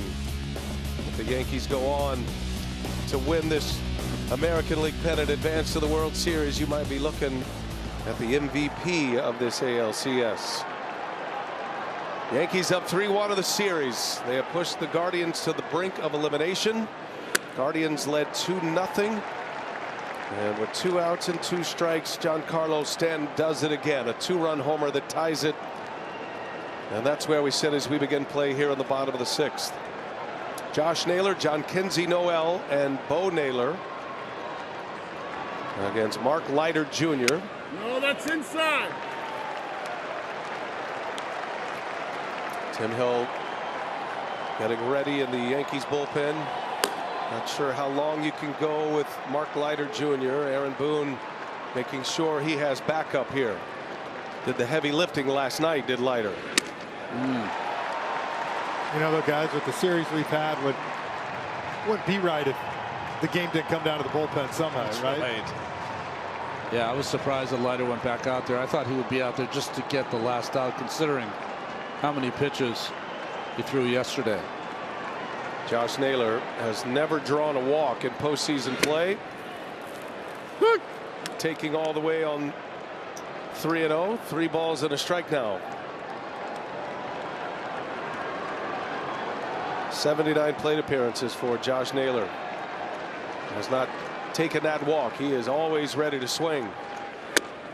And he takes a strike. Inside corner. Perfect pitch by Leiter. He's trying to walk. He's trying to break the streak. And you know he's thinking to himself, right, that's what I get for taking a pitch. Did Ronnie jinx someone last night, right? Stanton. Yep. Technically that was your jinx because you brought up the stat in his first at bat. So that's on you. I was just reminding folks what you said. Okay. Just, you know, public service. 3-2 the count to Naylor. Then I'm taking the credit for the walk. There it is. Josh Naylor draws his first ever walk in the postseason. And a lead man on. The go-ahead runners aboard to start the 6th. Hey, wear what the players are wearing on field during the postseason. Check out the largest selection of authentic jerseys, caps, hoodies, tees, and more. MLBshop.com is the place to go for your favorite team's postseason gear. Guys, right here, we've seen numerous times Stephen Vogt pinch hit. Well, Leiter, better numbers for right-handed batters, so you're seeing him stay in this ball game. Josh Naylor takes off, and a timeout was called. I don't know how. Alan Porter called timeout just as Leiter stepped off the mound. He's saying it's a pitch clock violation on Leiter. On Leiter. So therefore, runner will go back. Naylor's got to go back. That actually works out well for Leiter. I think it works out pretty well for Naylor too, because he's going to be out at second base. Timeout. Yeah, you're right. He was hosed. Yeah. Good call by Alan Porter.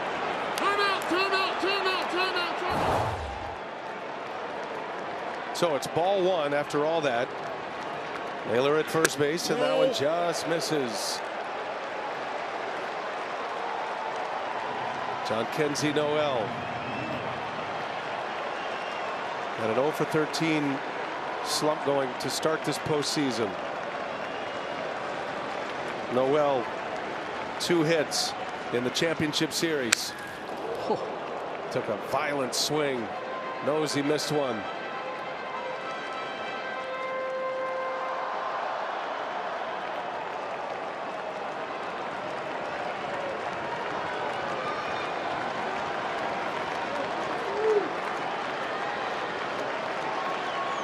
Two balls and a strike. 3-1. Leiter walking Josh Naylor. Falling behind Noel. Bo Naylor due next. 2-2 game, bottom 6.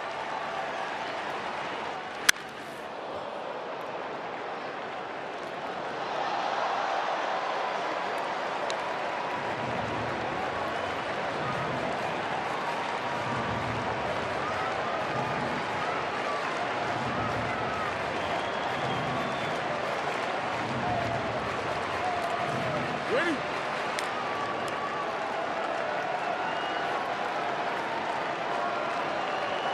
Mark Leiter always loads up the grip of that splitter grip. Wells punching in the signs here. And now Wells is saying his keypad is not working. Alan Porter agrees, lets him go out to work through it here. Those are how the signals come in. You push a button, there's 9 buttons on there, and every pitcher has his own category of pitches. These catchers know where the buttons are. They don't even have to look at this point. And then there's an audible sound that comes from that little receiver that's inside their hat that you can hear. Comes in different languages depending on the pitcher. Isn't it amazing all the great technology we have? And breaks down like twice, 3 times a game. Does it not? Well, call R&D then, research and development. I mean, let them work on it. Like, this is the show. This it's the bigs. Josh Naylor getting in a yawn and relaxed. The skeptic in me is always wondering if there's some hijinks going on here. Oh, okay. Get to the end of the pitch clock, but you know, this thing's not working. It's technology's fault. And I guess that's, I mean, how do you prove it, right? Like you always see the umpire walk in with them, but okay, they got it all set. A pitch of action here. 3 balls, 2 strikes, nobody out. Runner at first. And Noel pops it up a mile high. Back in the grass. Volpe makes a catch. And Mark Leiter comes back to get a big out. Fell behind in the count. His first out of the inning. And Aaron Boone pops out of that Yankees dugout.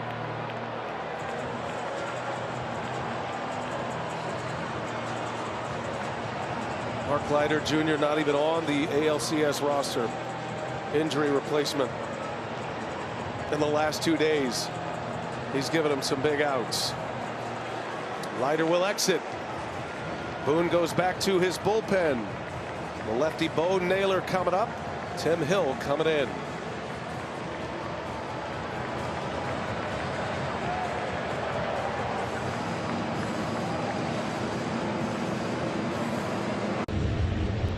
More driven. Getting tight here. Game 5. Yankees have the Guardians on the brink of elimination. Tim Hill is coming in. Time for securing the win, presented by Simply Safe Home Security. You know what's interesting about Tim Hill? He doesn't really change his repertoire, whether it's a right-handed hitter or a left-handed hitter. You're going to see a lot of sinkers. Occasionally he'll throw that 4-seam fastball up if he has the advantage 0-2 or 1-2, and a slider to go with that. He's been real good. He had one iffy outing at Yankee Stadium, but other than that, he has been a savior for them from the left side. I was going to say, he's pitched in the other 3 games, 3 innings, giving up, what, 1 hit and no runs. Just 1 appearance in the division series against Kansas City. But he has been used heavily in this championship series. And a swing and a foul. Bo Naylor jumping on that first pitch.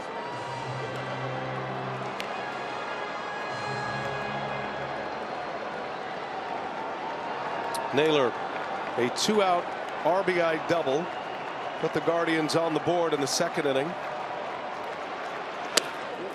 Buckled him, able to check his swing, and it's 1 ball and 1 strike. He's tough on the left-handers because occasionally he'll throw that hard sinker in on their knees.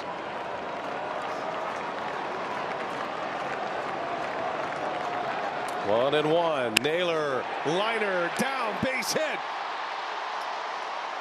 Bo Naylor coming alive here. 4 hits in his last 3 games. He's 2 for 3 tonight. Bo and Josh on the bags in a 2-2 game with 1 out in the 6th. Well, that ball was in off the plate. And right now, again, you say it, sometimes you get hot, right? And you don't care where you throw it. You're seeing it, and that's him right now. 4 hits for Naylor in the last 3 games. Bo Naylor. Some card that Stephen Vogt pulled right there. He had a hunch about Naylor. Liked him against the lefties. 2 hits against lefties. Now Andres Jimenez shows bunt. Trying to bunt for a hit. A little push bunt down the third base line is foul. Jimenez can fly. One of the fastest Guardians. If he gets that anywhere in the grass with that head start, he has got a great chance to beat it out. Jimenez doubled his last time up. Bouncing ball. Torres steps on the bag, throw to first in time. A double play. Tim Hill does the job again. 4 consecutive outings, no run. Well, Gleyber Torres took it himself. The double play ball has been a big part of Game 5. Tim Hill is pumped.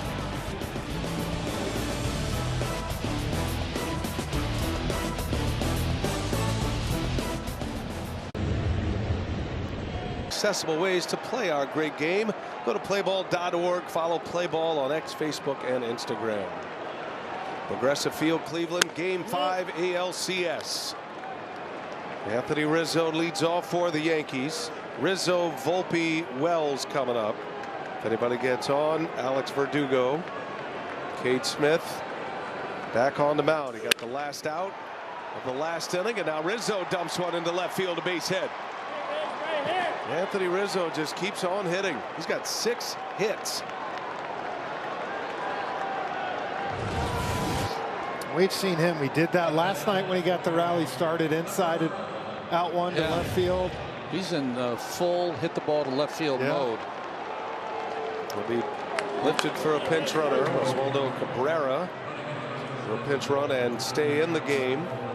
Remarkable story to produce that much offense with 2 broken fingers. I'm with you. 6 for 14. Good credit though, like you said, he kind of knows his strengths right now. He can't turn on it much, so he's taking what they give him. Lead man on. Here's Anthony Volpe. Ooh, up and in. Cade Smith. 1 ball, no strikes on Volpe. Had a base hit, sharply hit single to start the 5th inning. Guardians have flipped 2 double plays in each of the last 2 innings.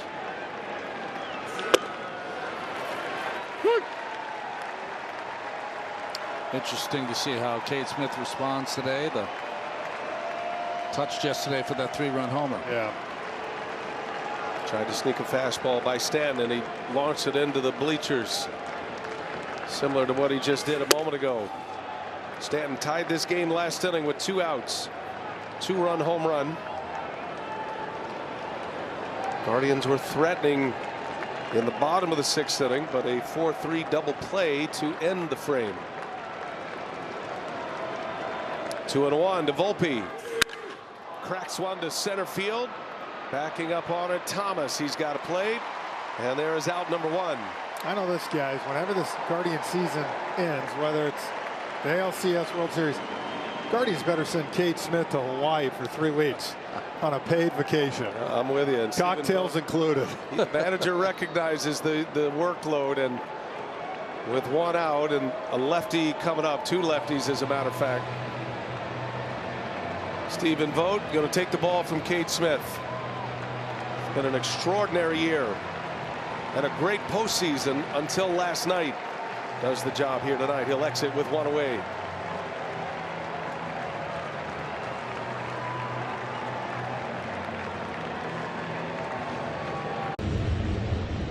T-Mobile, America's largest 5G network. Got a lot of traffic on those bases. Giving us a great look down on the field. Sometimes you can just trot around the bases. Yeah. Stanton's home run tied the game at 2. Yankees stranded the bases loaded in the 1st. Guardians stranded them loaded in the 5th.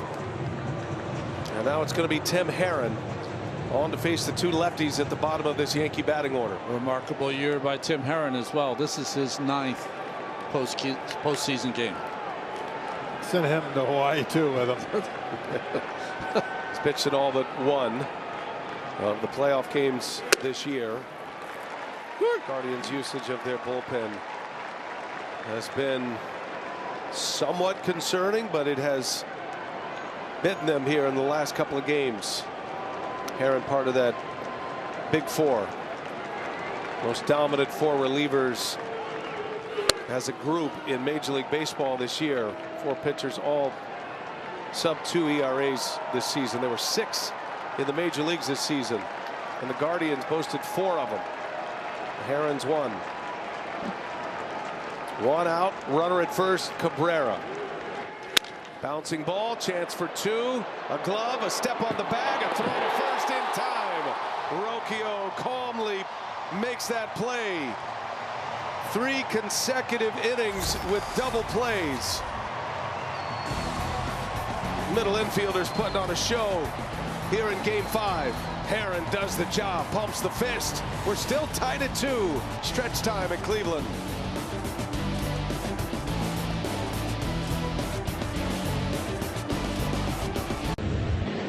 League Championship Series is presented by Loan Depot. Ooh, we got a good one once again. These 2 teams have played it tight. Oswaldo Cabrera pinch ran for Rizzo. He stays in to play first. 2-2 game, bottom 7.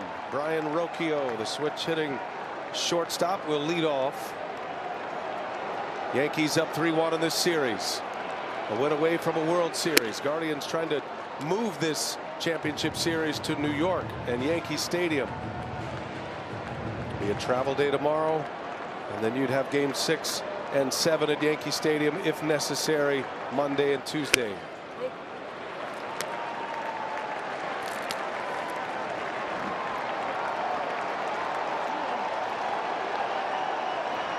Rocchio's been involved in 3 double plays and a swing at a miss. Hill and a 2-2 count.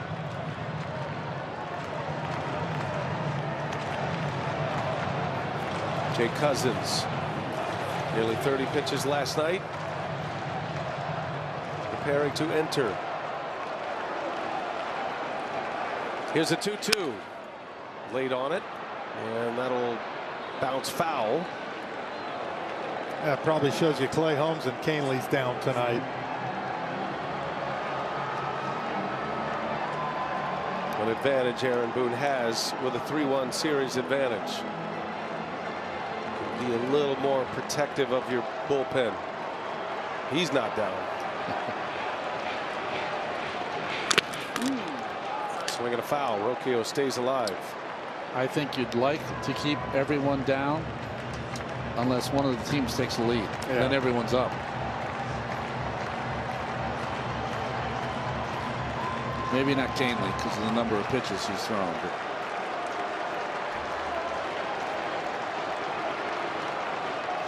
2-2 again. Ball 3. Close pitch. Boy, Tim Hill wanted that one. A little stare down, and Aaron Boone has got his dander up. He's giving it to Alan Porter right now. Not only that, watch Alan Porter come out and look at Tim Hill right here. Full count. Count stays that way.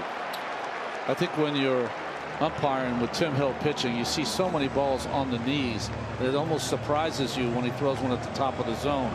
I thought it was a good pitch, Alan Porter, one of the best umpires Major League Baseball has, might have missed that one. Another 3-2. Foul ball out of play. Sometimes, though, I imagine it's so hard because everything's just away, right? Away, away. You're kind of almost set up on that outside. When all of a sudden he does come in, it shocks you. Yeah. Throws Rocchio, too. Rocchio will see at least 9 pitches here. This will be pitch number 10. And the 3-2 in and out of the glove of Wells. A foul ball.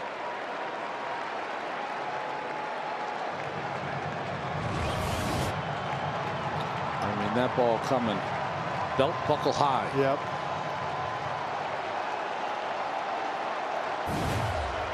Pitch 11.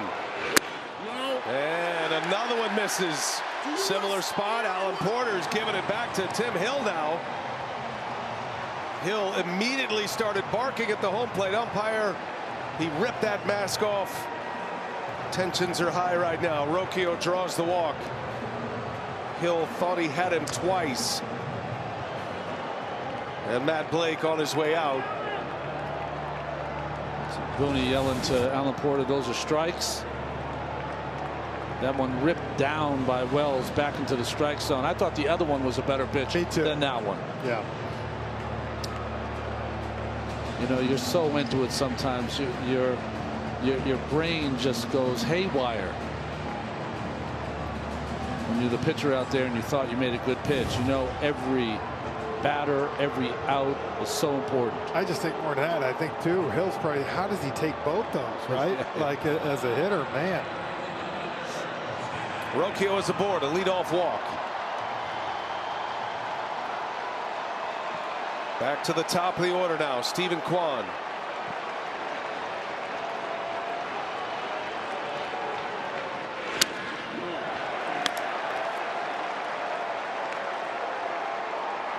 Kwan had an RBI single.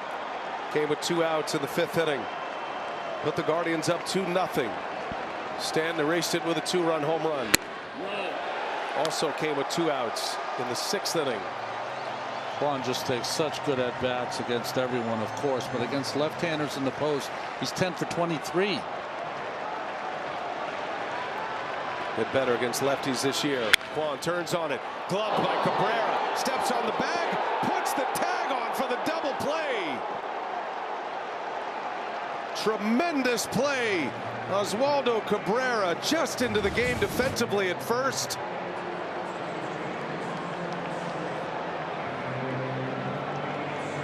Yeah, and you can see right there, I mean, Rocchio's trying to come back thinking he was throwing it. I understand the thought process there. It's just a good play. And boy, Tim Hill is fired up after that. Look at this reaction. Cabrera and Birdie for the Yankees have played mostly first base in this postseason. Rizzo lately, they've been impeccable on defense. Replacing a Gold Glover who is injured. Tim Hill comes up big once again for Aaron Boone. Pitching change here with 2 outs in the 7th inning.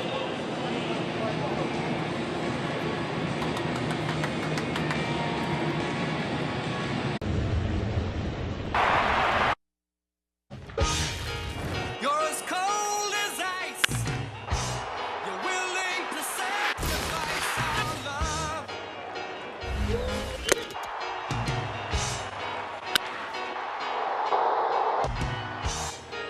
You never take advice. Someday you'll pay the price. I know. I've seen it before. It happens all the time. What a game it's been. Another one in this best-of-7 American League Championship Series. Foreigner bringing us back. Congratulations to them going into the Rock and Roll Hall of Fame here in Cleveland tonight. Jake Cousins, Ronnie, is on the mound. Back-to-back games for Cousins now. And a counter by Stephen Vogt. He pulls Fry back, goes with the lefty Manzardo. Well, Cousins sustained an injury at the end of the year, had to pitch some simulated games, 27 pitches in yesterday's game. Lost in all of the dramatic home runs in game 3. The 4 that came in the 8th inning or later. Manzardo hit his first career postseason home run that game. Early in the game was a 2-run shot. And a strike. Cousins Drops in that big slider, his signature pitch. Everyone has a different trigger. Look at the top hand on Manzardo as he gets ready to bat. One of their best prospects, first baseman of the future. At 20 homers in AAA this year. Hit 5 more in the big leagues. Flutters those fingers, trying to keep that bat nice and loose in those hands.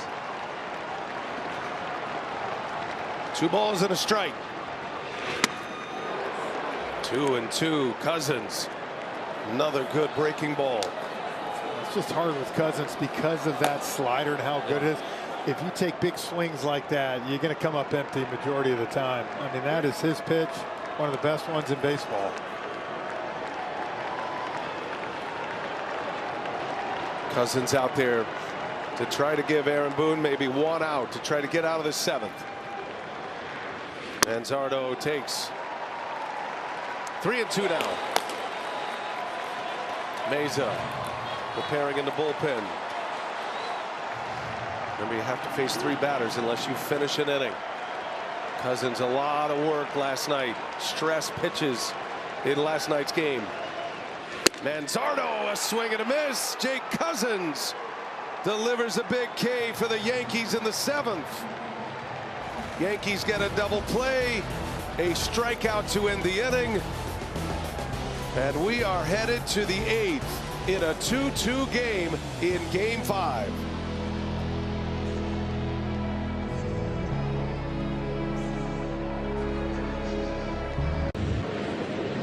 In ALCS, 8 Eastern on FS1. And then if necessary, Guardians Yankees at Yankee Stadium Monday night.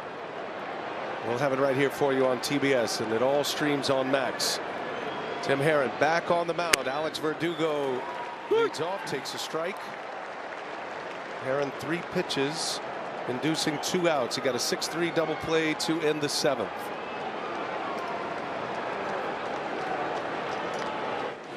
Verdugo sawed off, little roller. That is a fair ball, easy as it gets for Josh Naylor. Verdugo never gave up his bat, and it's out number 1. Well, it just gets in on the hands on Verdugo, and this ball somehow stays fair. Kick to the left, the first kick. And I'm telling you, Naylor had to get there quick because that ball was trying to scoot, like you said, just foul. Base cam right on it. Presented by T-Mobile. So Herron came in, faced the first batter. He could have left after that. Once he sent out, he had to face 2 more. He'll have to face 3 though, because Soto is the 3rd batter in this inning. It's not outs recorded. It's batters faced. Swing and a miss. Torres back to the top of the order for the Yankees. This one coming right down to the finish line again. Been some thrilling games in this series. Yankees have prevailed in 3 of the 4. Right off his foot. 0-2 the count on Gleyber Torres. In the break, I was talking to you guys that Cleveland is the kind of team to me that seems to be, they'd have to win all these kind of games during the regular season, and they were 26-19 in 1-run games. 3rd best record in those games in Major League Baseball. No. Yes. You got it. Checks his swing. 1-2 the count.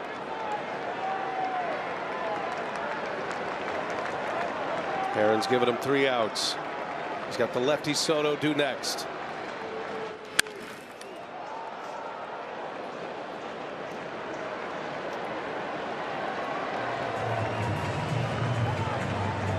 Tanner Bybee, tonight's starter, rolling along, had a chance to get through 6, then gave up a 2-run game-tying home run to Giancarlo Stanton with 2 outs in that 6th inning. Torres, lazy fly ball to right. Noel puts it away. 2 up, 2 down. And here comes Soto. Herron this year against left-handed hitters, they batted .135, no home runs, and that includes the post. But he's got Soto now. He's not like most left-handers. No ordinary lefty. Soto 2 for 3, doubled in the first inning. He ringed one into right center, went all the way to the wall. Torres tried to score on the play and was thrown out at the plate. A ball, no strikes. 2-0. You know, the other game 3, a little different because the Guardians were up 3-1, but Soto was up with 2 outs. Same deal, and if you remember, Gaddis walked on 4 straight pitches. Yeah. Same thing here, 2 balls nowhere close so far to Soto. And then Clase came in, and Judge hit the game-tying homer. That's a spinner in there for a strike. 2-1 to Juan Soto.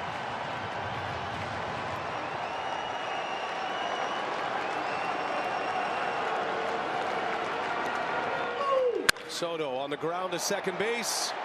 Andres Jimenez makes the play. Tim Herron delivers in a big way for the Guardians out of that bullpen. Look who's coming up. Jose Ramirez, Lane Thomas, Josh Naylor. 2-2 game. Bottom 8.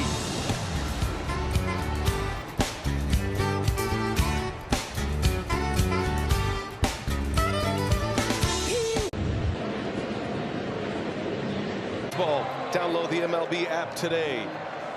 It is getting tight here in Cleveland. Elimination game for the Guardians. Yankees up 3-1 in the series. Jake Cousins back on the mound. Jose Ramirez, the Guardians' best hitter, their best player. And he tracks the first one in for a ball.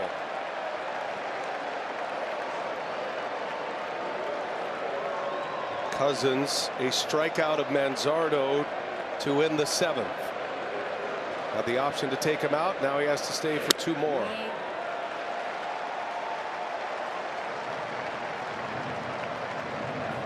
We got Meza down there. You see Tim Meza warming up, and that's going to be for Josh Naylor right there. Woo! 2-1. Jose Ramirez been waiting for his moment. 0 for 2 with a walk, was intentionally walked last time up.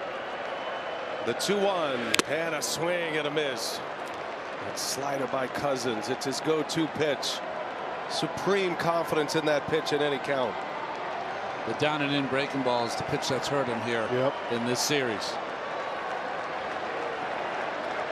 2 balls, 2 strikes. Ramirez pulls it foul. The difference, that one was up, not down.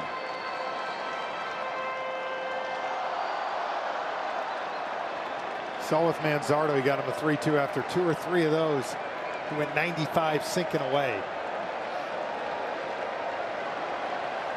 Ramirez 39 home runs in the regular season. No. 3-2 the count.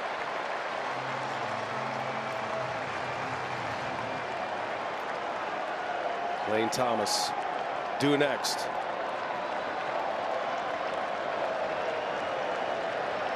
Payoff pitch. Here he comes. Just got a piece. Slowed the bat down as long as he could, right off the end of the bat to stay alive.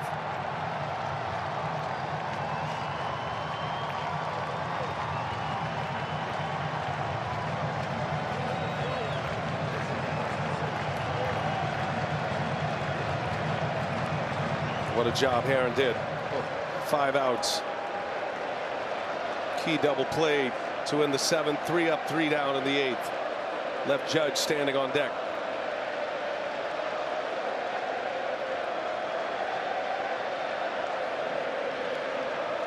Another 3-2 and a swing and a miss.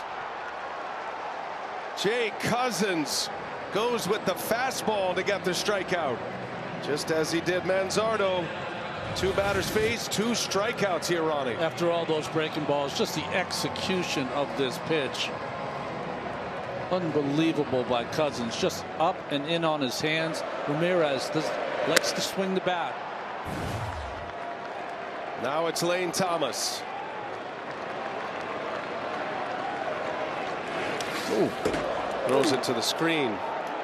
Cousins was going to make sure Lane Thomas didn't swing at the first pitch. Yeah, and well, think about Aaron Boone, guys. He's, you know, Holmes and Weaver has been his two guys. The last few games, he's got so much out of Cousins, out of Hill, out of Leiter.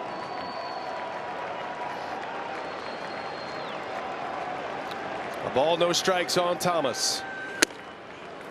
Strike in there, 1-1. Top of the zone. Alan Porter gave him that spot. That was the spot in question with Tim Hill on the mound. Thought he had 2 ring-ups last inning. The 1-1. 1-2. Thomas chases.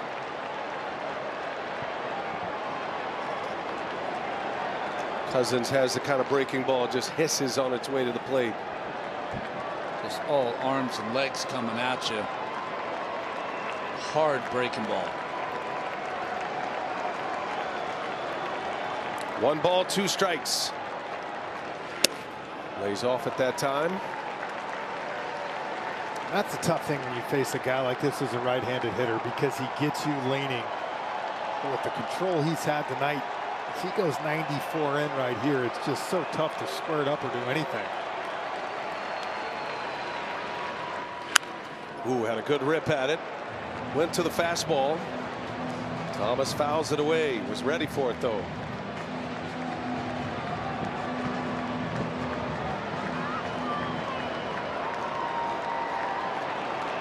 Third batter face for Jake Cousins. Got the lefty Naylor due next. Probably his last hitter. 2-2 pitch is right there. Jake Cousins. 3 batters faced, 3 strikeouts, and they have all come with the sinker. Talk about keeping a hitter guessing. His best pitch is his breaking ball. After fastball is fouled straight back, he came back with the same pitch, a little better location, and gets Thomas guessing. And because of that, Aaron Boone staying right where he is right there and giving him the opportunity to go after Naylor. Well, all eyes were on Aaron Boone. He's going to let it ride in a 2-2 game. Josh Naylor at the plate. If you're wondering who gets the 9th for the Guardians, Emmanuel Clase. Whether it is tied at 2 or whether the Guardians have the lead. Nobody else warming. So Aaron Boone let it ride with Leiter last night, and here with Cousins. So having a field 2 nights in a row. 2-0 to Naylor. Josh Naylor tonight been on twice. Infield hit and a run scored in the 2nd. Walked in the 6th. His first ever walk in a postseason game. Yeah, I got it too. Something, maybe a contact lens here with Austin Wells, or dirt in the eye.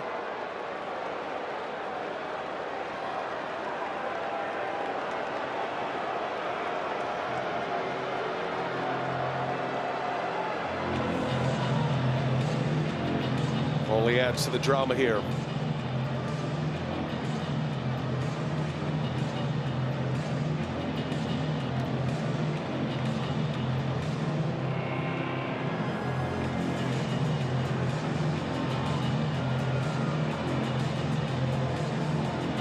If you wear contact lenses, you know that feeling. It's hard enough to put one of those in the mirror in your bathroom and nobody's watching.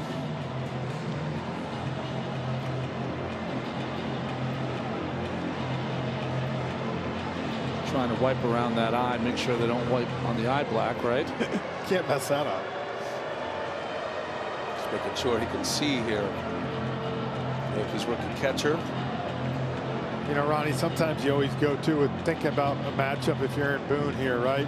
If you bring Meza in and Naylor gets on somehow, you cannot like the matchup of Meza against Noel, where if even you walk Naylor right here, tough matchup for Noel against Cousins. And Mike Harkey, bullpen coach, working it through with Meza right now. Again, the benefits of being up 3-1 in a series, though, for Aaron Boone. It changes things. Different story for Cleveland. Back at it, 2-0. Cousins deals, and he misses. 3 balls, no strikes. And it does make you wonder, even though it's a 2-2 game, John Kinsey Noel, the rookie right-handed hitter, next. Naylor 31 homers, 108 RBIs this year. Green light? No. Take strike one. Say, could Naylor walk for the second time in a row? It comes in streaks. 4 pitches, 4 sliders. Hitters count 3-1 to Naylor. 3-2. Sticking with it.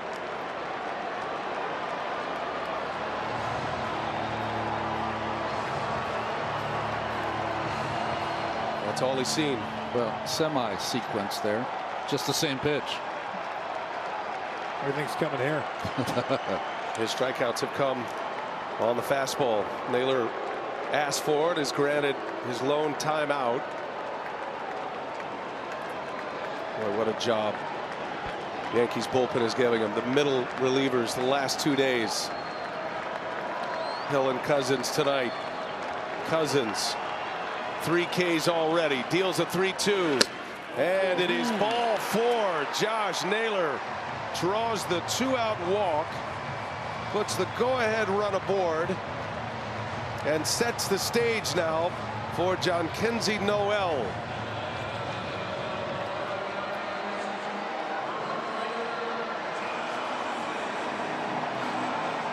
Matt Blake's on his way out.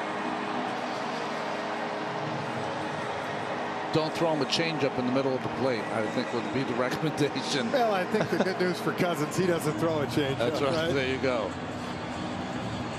What a moment for this young hitter. He keeps finding himself in these big moments. Late game, he found himself in that spot. Never been done. A rookie, 2 outs, 2 strikes, 2-run home run off Luke Weaver. Tied the game in the 9th inning. Yankees at that moment before that homer were a strike away from a 3-0 advantage. Yankees Noel tied it. David Fry won it with a walk-off 2-run homer in the 10th.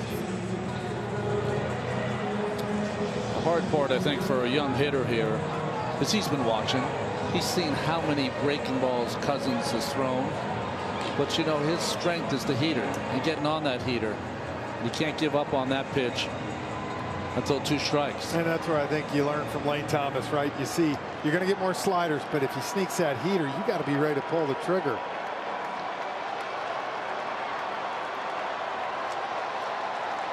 Jake Cousins against Yankees Noel.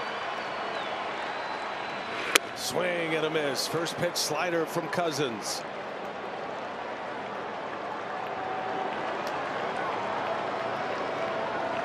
Noel 0 for 3. Strikeout in the second. Couple of pop-ups his last 2 trips. Takes a strike. Buried it on the bottom of that strike zone. Cousins is making some pitches here. 0-2 the count.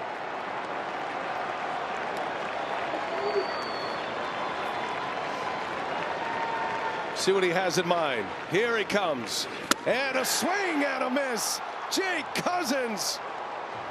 What a performance in Game 5. 4 strikeouts. Cousins comes on for an inning and a third. Puts up a 0. This game still tied. We go to the 9th in Game 5.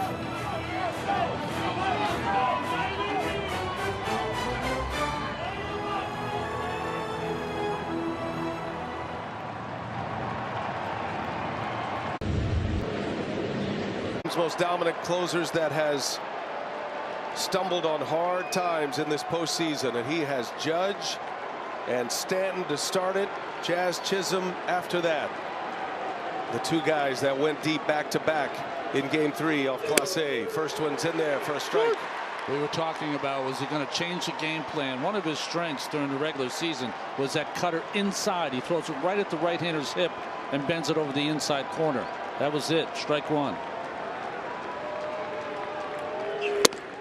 All the home runs he's given up this year to righties, dead center, right center, it's so hard to turn on 99 to 100 in on the hands, and you can see that against right-handed hitters this postseason. They've been the one to get them. He has allowed 11 hits this postseason. He's given up 8 earned runs, Class A. gets ahead of Judge 1-2. That cutter in on righties just has an entirely different feel.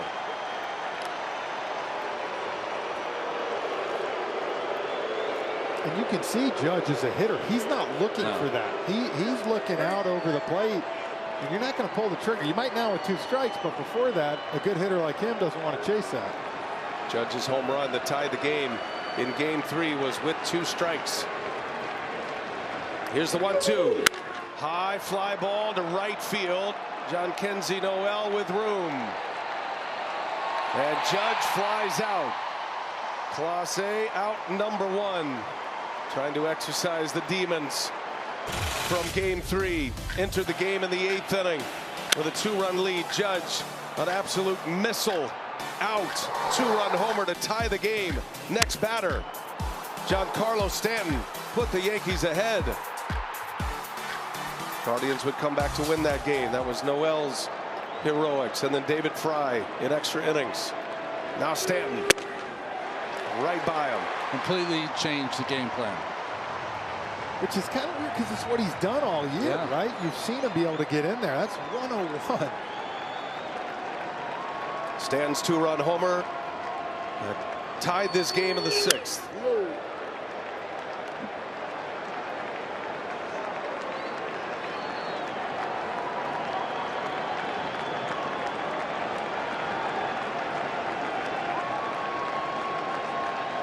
One ball, 1 strike.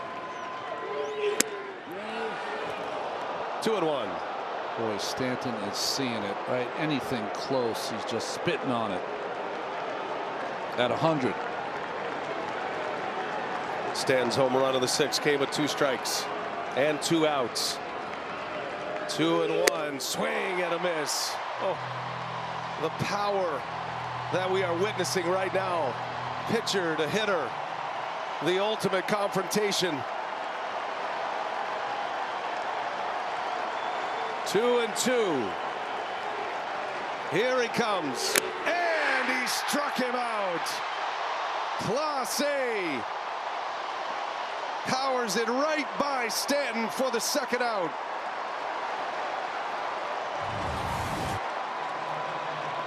Every big hitter, you got to crowd them. Can't allow them to get their arms extended. We've seen it in this series.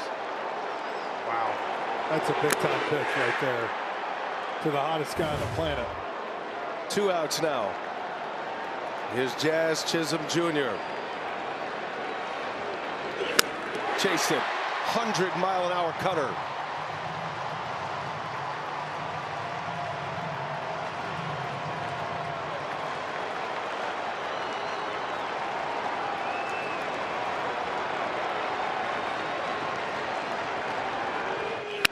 Line drive, base hit, Chisholm. Chisholm turns it around. That came in at 100 miles an hour. And a 2-out single for Chisholm. Speed to burn on the bags now with 2 away. He carries the go-ahead run. Let me tell you, that is not easy to do. 100 coming in right on your hands. What a great piece of hitting by Jazz. Stolen base in play now. Yep. I think that's one reason they're out there talking right now, Ronnie.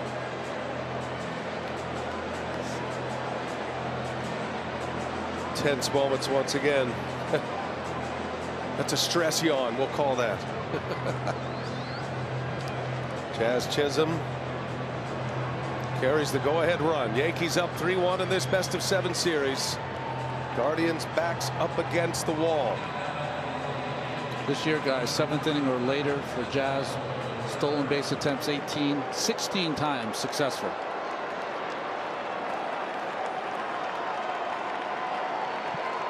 Oswaldo Cabrera. Cabrera's first at bat. Pinch ran for Rizzo after Rizzo singled in the 7th. Made a beautiful play at first defensively. There goes Chisholm. Swinging a ground ball. Right there. Rocchio steps on the bag. He's out. Rocchio. A little ballet out at second base. Gloved it. Towed the bag. And the inning is over. No slide from Chisholm. Clase puts up a 0 in the 9th. 2-2 game. Bottom of the ninth. Guardians season on the line.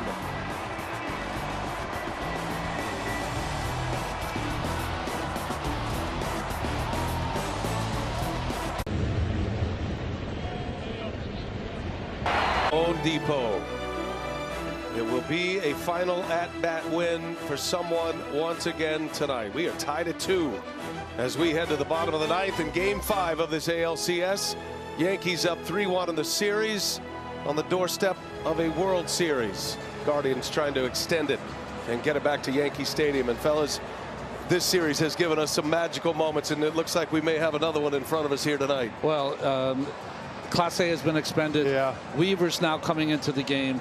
Bo Naylor's the first hitter. Bo Naylor on the first pitch has been great all season long, and he's been swinging the bat the last 3 games as good as we've ever seen. And I'll just say this. We talked on the open about how the Pennant has picked this team up all year. And what do we say? They need to score some runs. Well, right here, they have their chance to send it back to New York. And there is the Yankees closer, Luke Weaver. He got up last night but didn't come into the game. Last time he was on this mound, he watched David Fry send one into the bleachers in the 10th inning. And a Guardians victory. He tasted toughness for the first time in his last appearance. Bo Naylor. He'll start it for the Guardians. Been a hot hitter the last 3 games. Jumps on that first pitch, fouls it away. Remember, Naylor had that hit that set up the 2-run game-winning homer by Fry in the 10th inning. And then he responded with a hit in yesterday's game coming off the bench. Started tonight, 2 hits, including a double and an RBI, Naylor.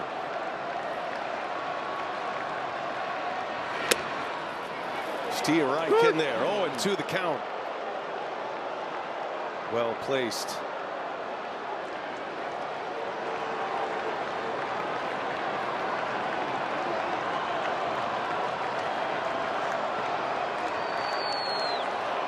Weaver deals. Emergency hack to stay alive for Bo Naylor. We saw Class A last inning. It is Hunter Gaddis if this game should go to the 10th. Yankees have Volpe, Wells, Verdugo scheduled to hit. Class A just cleared Judge and Stanton. 0-2 pitch. Another defensive swing coming right at him. Able to foul it off, and the count remains 0-2. That's the old emergency hack. Where that ball had a little cut in on him and just followed him inside. As a pitcher, Ronnie, you see that right there. You just figure full swing mode. That's right. Naylor has fouled off a ton of tough pitches tonight. Here's the 0-2. That one in the dirt. Bo Naylor has seen 24 pitches in this game. He has 13 foul balls in this game. It was most important in a 10-pitch battle. Delivered that double with 2 outs in the second. A ball and 2 strikes.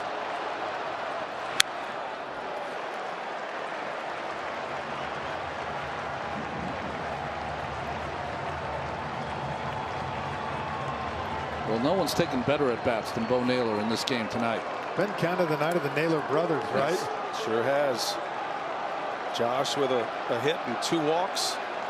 Younger brother Bo, 2 hits. 1 ball, 2 strikes. 9th inning. Roll over ground ball. He keeps fighting. Bo Naylor could not buy a hit in his first postseason run. Started 0 for 14. Then he got a hit in game 3, and then he did it again yesterday. 2 more tonight. So much, BA, that they decided to play Austin Hedges in a game that usually was meant for Bo Naylor.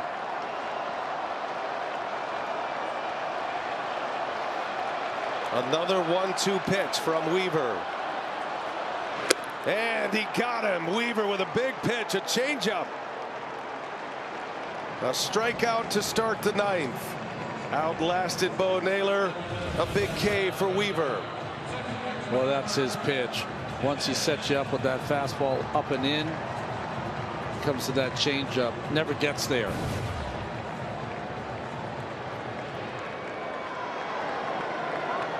And now it's Andres Gimenez. Had a double and a run scored in the 5th inning. Opposite field double. Ooh, he was taking a swing at one right there. 1-1 the count. The last 5 outs by Yankee pitchers have been strikeouts. Jake Cousins with 4. All 4 of his outs were Ks. And now Weaver's first.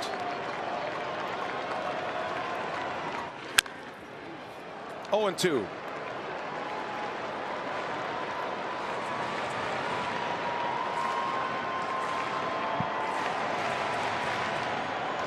Incredible games. Yankees do lead at 3-1, but they have been tight. So much drama to the finish line. Here's the 0-2. Missed with it.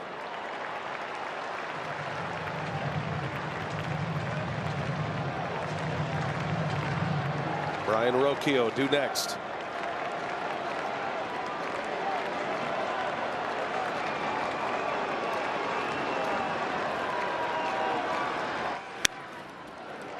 Better swing there by Jimenez. You know, if you're Stephen Vogt right now, guys, and you're in there, for the next inning and a half, you have the advantage. You're hitting now.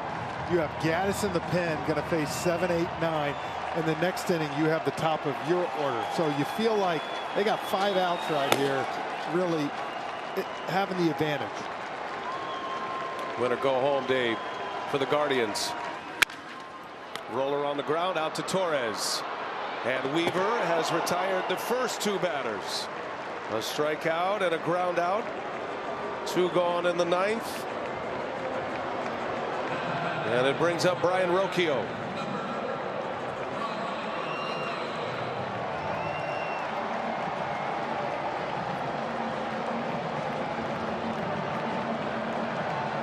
Rocchio has walked twice. Had a strikeout in the 5th. 2-2 game. 2 outs, bottom 9. The number 9 hitter, Rocchio, takes a ball. Early in the postseason, Weaver truly was unhittable, but his last 2 appearances, a home run at Yankee Stadium by Ramirez, and of course the historic one here by Noel. Brand new to the closer position. Ground ball snatched by Cabrera, and Luke Weaver right back on the horse. Got to have a short memory in this game. Weaver gave it up 2 days ago, responds in a big way. He sends this game 5 into extra innings. Volpe, Wells, Verdugo coming up. Someone let me, someone let me, someone let me.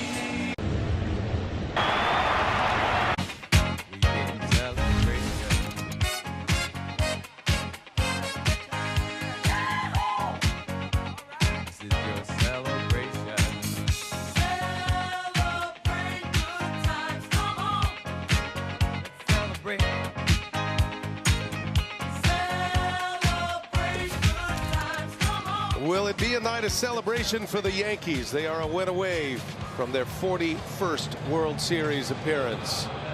Or will the Guardians walk off another one and send this series back to New York for a Game 6 on Monday? Hunter Gaddis gets the ball here in the 10th inning. So he's got the bottom of the order. Excuse me, Ronnie. So impressive this season. So impressive in yesterday's game. Struck out the side on 14 pitches. Anthony Volpe, who's been taking first pitches almost every at bat, does the same here and takes a ball. 3-pitch mix for Gaddis. Fastball, slider, and change. That first pitch was a changeup. Clase and Weaver, the 2 closers, both come back strong. Clase puts up a 0 in the 9th. Weaver puts up a 0 on just 15 pitches in the bottom of the 9th. That pitch you just saw, that's Gaddis's bread and butter. That slider down and away to righties. Only hitting $163 off of this year.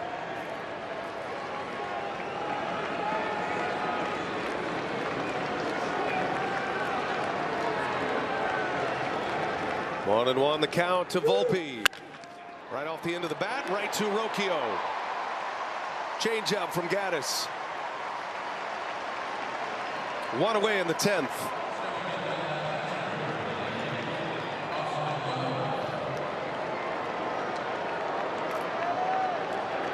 Brings up Austin Wells. Wells bounced into 2 double plays. One in the 5th and an inning ender in the 7th.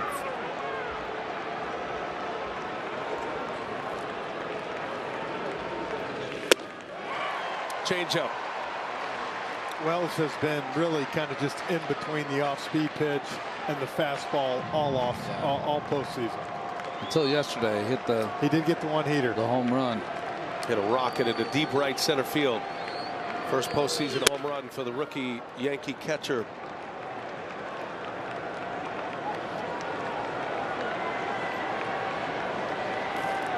Yankees in the number 8 spot in their batting order. Wells was dropped down to that 8 spot in yesterday's game. A swing and a miss. Another changeup. A ball and 2 strikes.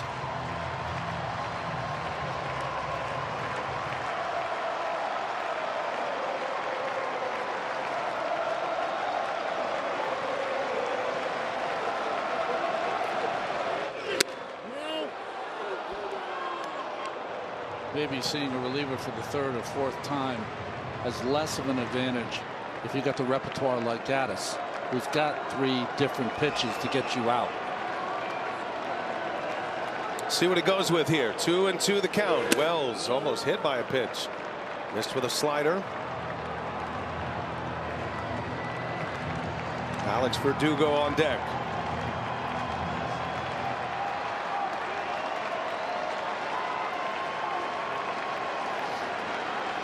Count is full. The payoff. And it is ball 4. Austin Wells draws the walk. Yankees have a man on. The go-ahead run is aboard. What a great at-bat by the young Wells.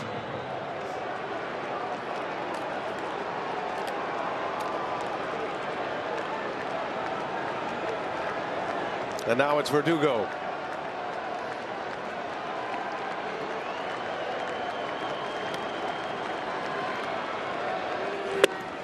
Takes a strike. Good Gaddis right here. You want to get these next 2 guys. Guardians have turned 3 double plays. Set up for one here. Verdugo on the ground, ranging over Jimenez, shovels it over. Oh, Rocchio dropped the ball. Everybody safe. Rocchio tried to be too quick, and he did not secure the out. Oh, that is a huge misplay by the normally sure-handed shortstop. He's had his defensive troubles here in this LCS. Well, and guys, right here, I think why it's more of a mistake than not, because of how slow the ball was hit and broken. He was never going to turn 2. This was a forced play right here only, and you said you see him try to turn it quick instead of just catching it and taking the out. Yeah, it's a young player's mistake. His internal clock didn't work properly. Should have known that he should have become almost like a first baseman. Absolutely. And take that force. Guardians, who were so locked up all season long defensively, have had some miscues in this series, and it has cost him. And now the problem for the Guardians, Stanton and Judge are the power threats. When you talk about the 2 best hitters with just getting base hits, getting on base, now Hunter Gaddis has got to face him, and Gleyber Torres, and behind him Juan Soto. Boy, what a huge moment in this game. Jason Dominguez is going to come on. He's going to run for Wells. Carries the go-ahead run here. We got Jose Trevino to come in to catch next inning. And Verdugo reaches on a fielder's choice. No error posted as of yet, but a misplay nonetheless. Now it is scored as an E6. First and second. 1 out in the inning. Gaddis deals. Torres drives one foul down the right field line. He barreled it, but he was late on it.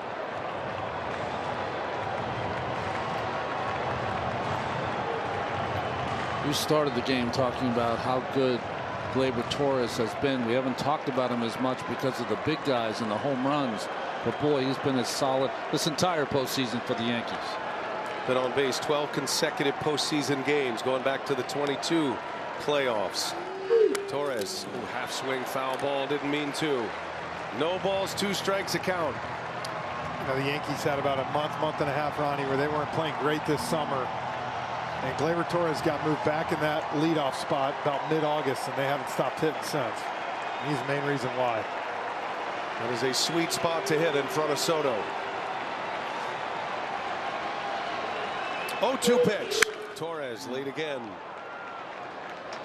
Count stays at 0-2. Torres was in the leadoff spot to start the year. 12 games in the leadoff spot to start. Just wasn't hitting, struggled early in the season. We asked Aaron Boone if he hit his way back into the leadoff spot or you wanted to jumpstart him. He said both. Did he go? They will ask. He did go. Torres strikes out. Cannot check his swing. Hunter Gaddis with a huge K here in the 10th. Boy, I think it's the right call.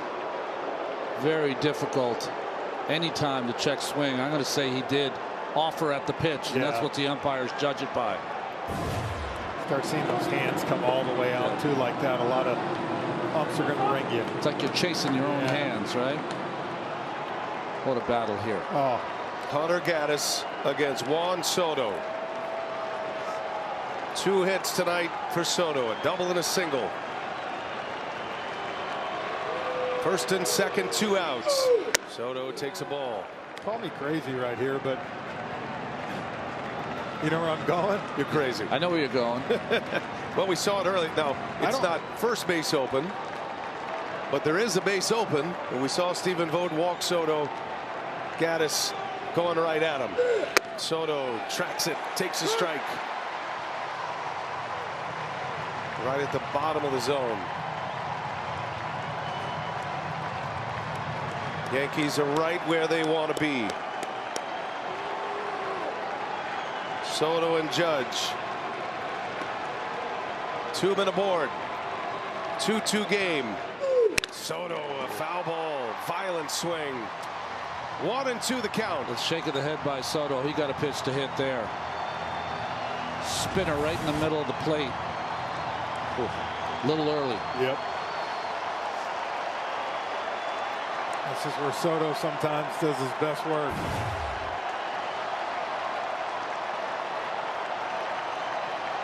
Gaddis deals a 1-2.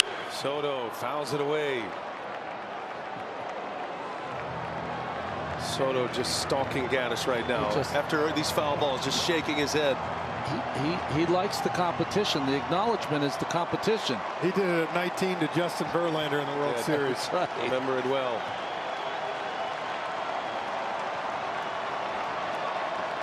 Do it again. Another 1-2.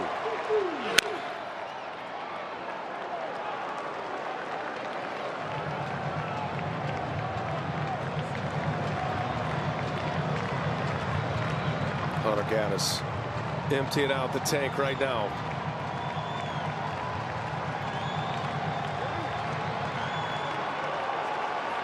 How do you get a guy out who seemingly has no holes? Lives for these moments. It's been all off speed. Has not thrown him a fastball yet. Another 1-2 pitch coming. Soto fights off another one. Back door slider on the outside corner. Maybe caught a little more plate. 4 consecutive foul balls. This will be pitch number 7. The count is still 1-2. Gaddis steals. Soto, a high fly ball to center. Thomas backing up. Thomas at the track. And Juan Soto!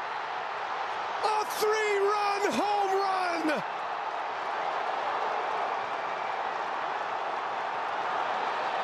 Soto magic in Game 5!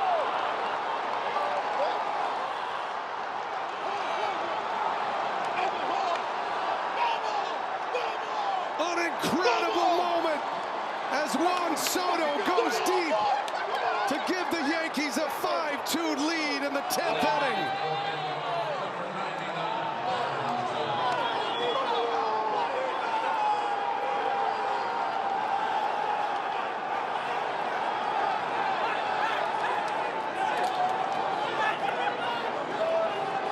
The Bronx Bombers living up to their nickname right now. Huge late homers. Judge fouls off the first one. I think I'm crazy now. I mean, this man is built for these moments. Hadn't seen a fastball the whole count. It's the same exact pitch he faced in his first at-bat yesterday that turned into a 2-run home run. 110 off the bat, 402 feet dead center. Ball just would not come out of the air. So high. Just went from 600 million to 650. Oh, the price tag keeps going up. His 3rd home run of this postseason. Why do you always have to make it about the money, Frenchy? No. Unbelievable, right? Look, there's no win situation there, but that was worst case scenario. That error right there brought up Juan Soto. Count remains 1-2 to Judge. Oh, this is something special. A moment Yankees fans will not forget. Soto got a chance to hit the blimp.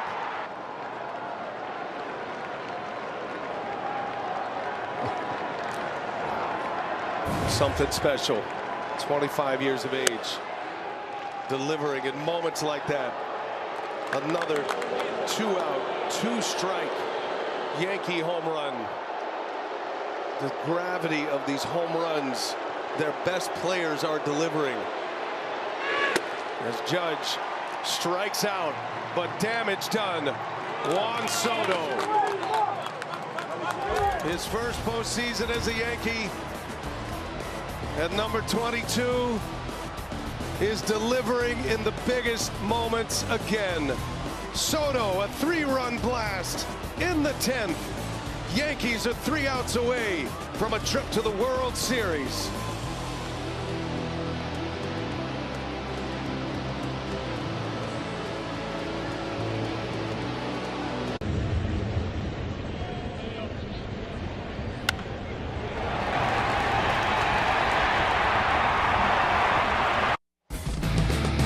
Tell you what, guys, Aaron Boone a few years ago said, "My guys are savages."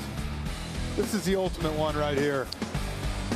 He is as good as there is and built for these moments. The at-bat alone. You'll clip that one.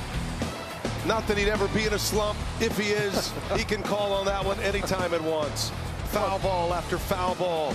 He connects for a 3-run home run to give the Yankees a 5-2 lead. Got a slump-proof swing. That's what he's got. Guardians coming up here, bottom 10. What the Yankees hitters have done to the best bullpen in the majors through the regular season is extraordinary. Never saw it coming. Clase and Gaddis and the big home runs. Kate Smith yesterday. Best bullpen in the game. 6 home runs in this series. And the big name players are the ones delivering the big moments.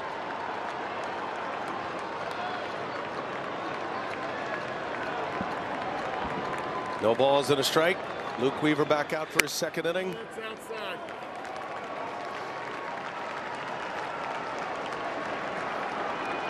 Jose Trevino comes in to catch. Dominguez ran for Austin Wells. Got to take the jog around the base pads. Bouncing ball. Torres, big hop. And there is out number one. Yankees 2 outs away.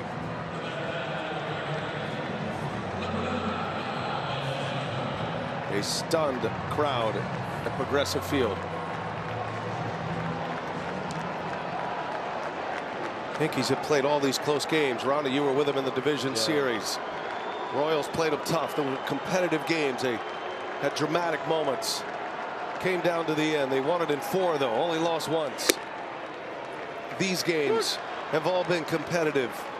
Decisions being made late. Big moments late. And yet they've got a chance to wrap it up in 5 now with 2 more outs. Responding after the gut punch in game 3 with a win in game 4 yesterday. And it was Soto who helped in that response with a first inning home run in game 4 right out of the gates. Yankees led 2-0 courtesy of that man. The advantage in that inning is that Gaddis would not have to get to Soto. Yep. And once the mistake happened, he had to face Soto, and that's where it changed.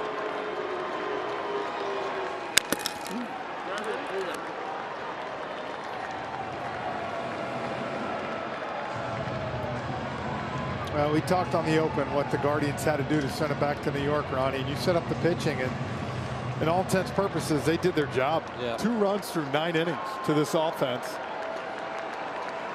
They just weren't able to push enough runs across Cleveland early. 2 swings of the bat for the Yankees. Stanton and Soto as Manzardo into left field, a base hit. So the rookie comes up with a single. It comes with 1 away. And now Jose Ramirez coming up. Guardians need 1 more base runner to give themselves a chance. Watch Volpe go up the middle. A couple of steps to the middle and the ball to his right. But then again, we've seen a lot of crazy stuff this series. Stephen Vogt says it all the time. We play our best when our backs are up against the wall. Well, Tommy Kahnle is up and throwing at the Yankees bullpen. I mean, giving him all he's got. Aaron Boone says beware of the bunt. And Ramirez into center field. Judge lines it up. Judge puts it away. The Yankees are an out away. 2 outs in the 10th.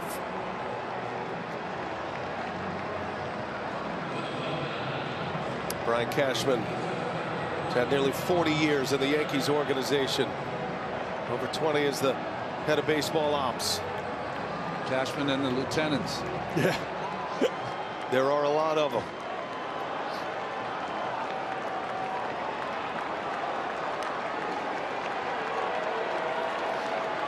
Lane Thomas, the last hope for the Guardians here.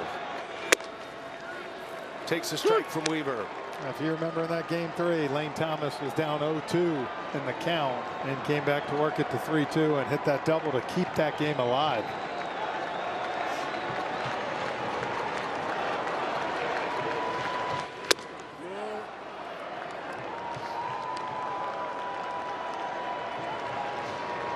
They're giving Manzardo second, but he wants to make sure. Yeah, he ain't making that last out, Ronnie. 1 ball, 1 strike.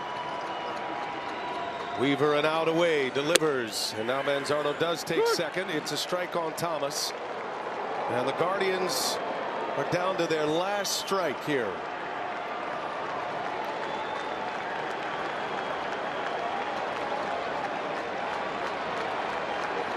Weaver might be a pitch away. Here's the 1-2. Thomas, fly ball right field. Who else should end this game than that man right there? Juan Soto puts it away, and the New York Yankees have won the American League pennant.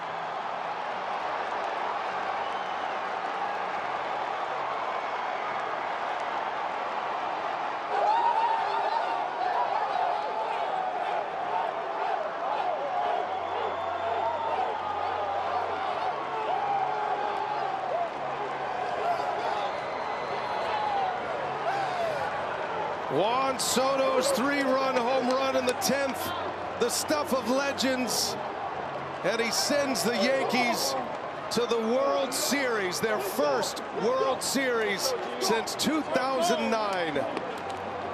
Stanton's blast tied it. Soto's blast gave him the victory. And the Yankees beat the Guardians in 5 in the American League Championship Series. The Guardians' greatest strength coming into this series was going to be their bullpen. And the Yankees hit 6 home runs off a bullpen that was the best in baseball.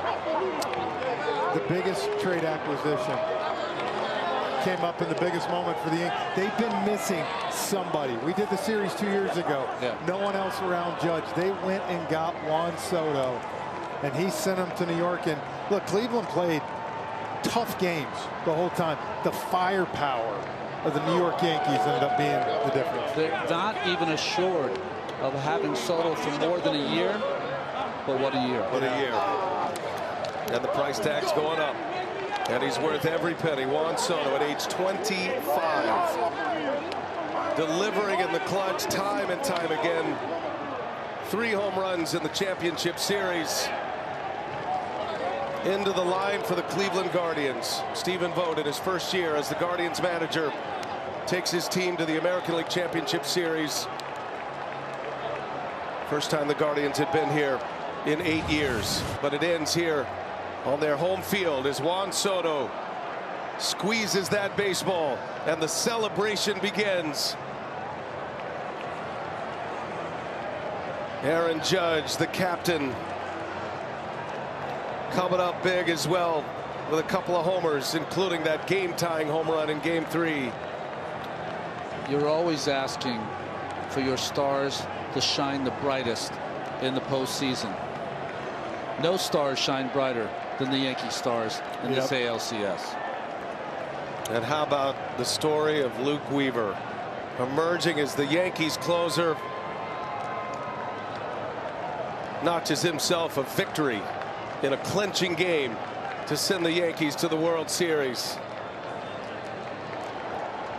The 41st American League title for the New York Yankees. They have 27 World Series titles, and they have a chance to post number 28 now. They're on their way to the World Series. The unfettered joy you're seeing from the Yankee players and Brian Cashman tells you how long it's been for this organization. There's a lot of pressure every year up in New York to get to where you're supposed to be. Been 15 years since they've been there, and you know, when you look at the team, it was a team effort from top to bottom in that lineup. Today, Leiter, Cousins, and Tim Hill. An interview I cannot wait to hear.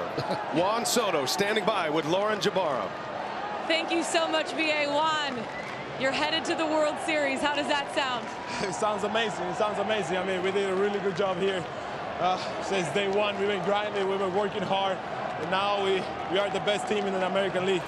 Take me through that at bat. 2 outs, 2 strikes. What was going through your mind? I mean, I was all over. I was all over. That was the only thing I was thinking. I was just saying to myself, you all over that guy. You all over that guy. He ain't got anything. And just trying to make a good contact, and I did. You came to this team for a moment like this. Just describe this moment celebrating with your teammates on this field. I feel like it's the best. It's the best in the game. Whenever you're winning and taking your team to the World Series, I mean, it's the best feeling you can ever have. I mean, that's what we play for. That's what we came since day one. We grind every day. We're here, and we accomplished. I know I asked you a similar question yesterday, but you've been on a championship run before. What does this team have that you saw in that 2019 team that you were on? I mean, we have all the talent. We have all the talent that we need to go all the way. Right now, we're feeling really good. We're really sticking together.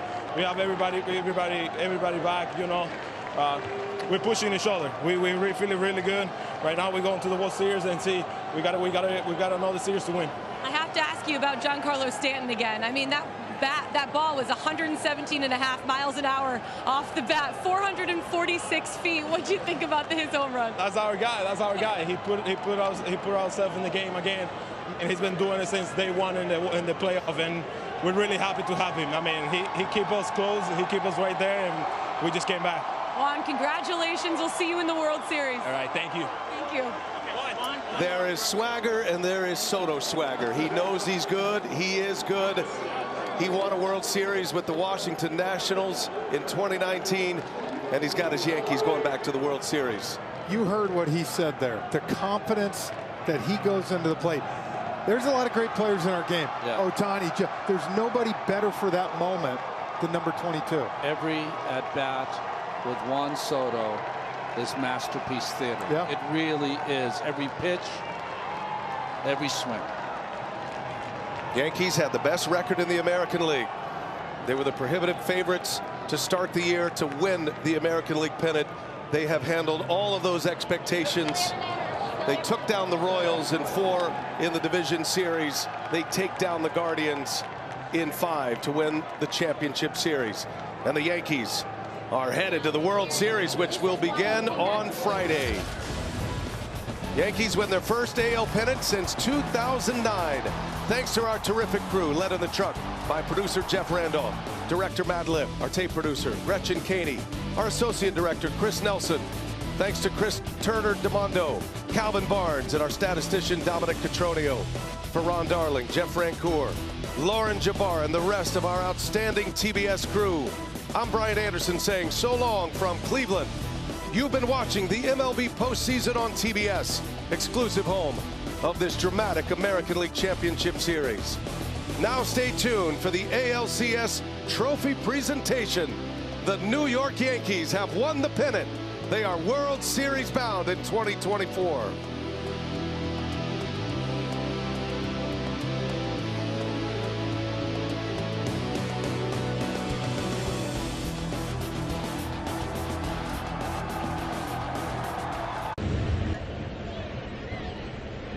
Will be played at Yankee Stadium. Congratulations to your American League champions, the New York Yankees. So many people on this stage instrumental in the team's success this season. I'll start it out with Chairman and Managing General Partner Hal Steinbrenner. We have General Manager Brian Cashman and your Yankees manager Aaron Boone. Hal, the William Heritage Trophy is yours. Raise it on up for everyone to see. Your American League champions.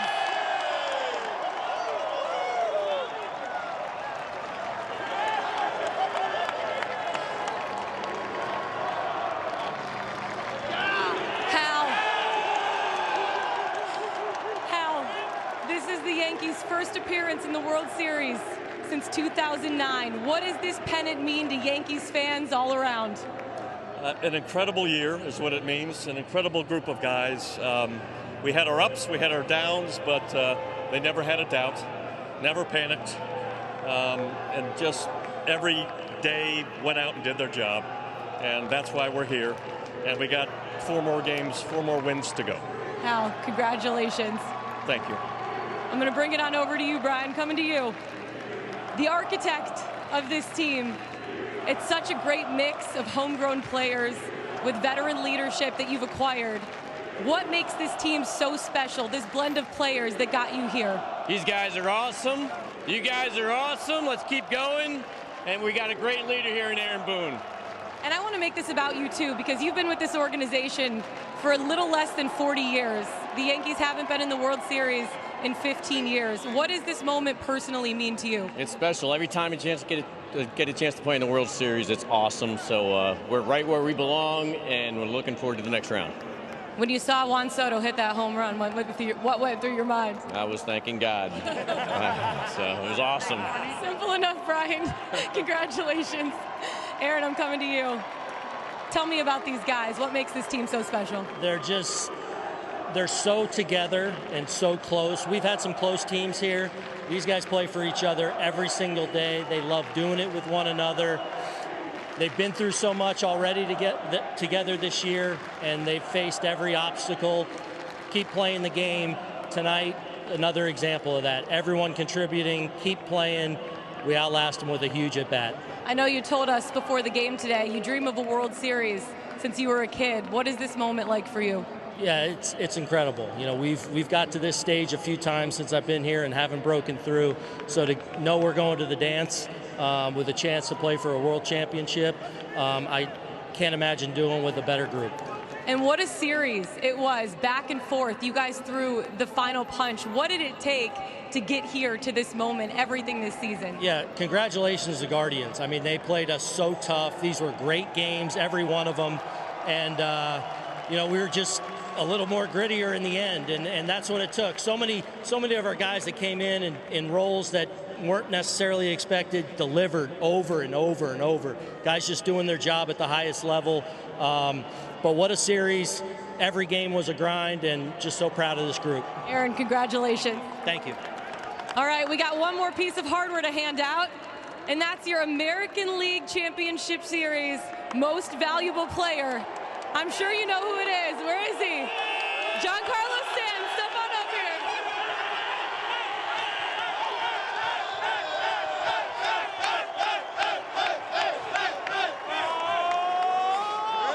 Giancarlo, you've been in this league for 14 years. You've been with this Yankees team for 7 seasons. This is your first pennant.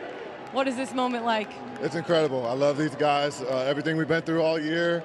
Been resilient every time, this whole playoffs. I mean, it's been incredible. Like Booney said, this was a roller coaster, and we were able to just keep punching back. So, yeah, it's incredible.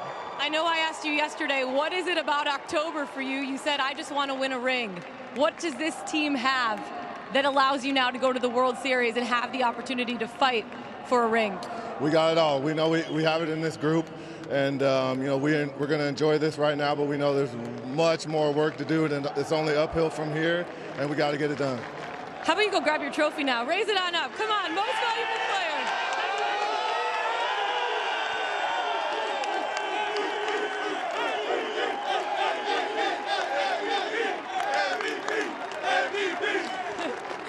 And we can't call it a Yankee celebration without talking to the cornerstone of this team. Where's Aaron Judge? I want to bring you up here for this one, too. Come on up. Come on up. I know when you re-signed with this team, it was to get to a moment like this. Does the expectation match the reality? Oh, boy, it's sweeter. This is even sweeter, man. Just this group we have, it's something special. You know, all the work they put in the offseason, the ups and downs of the regular season, it's no better group. And to get this support out of our fans all year long, man, this is something, this is special. This is special. Gleyber Torres told me before the game today that this group is like a family. Now you get to go to the World Series with your family. What does that mean to you? That's what it's all about. That's what you grind all season for. It's for moments like this. This is something special. For moments like this, everybody, let's say it here one more time for your American League champions, the New York Yankees.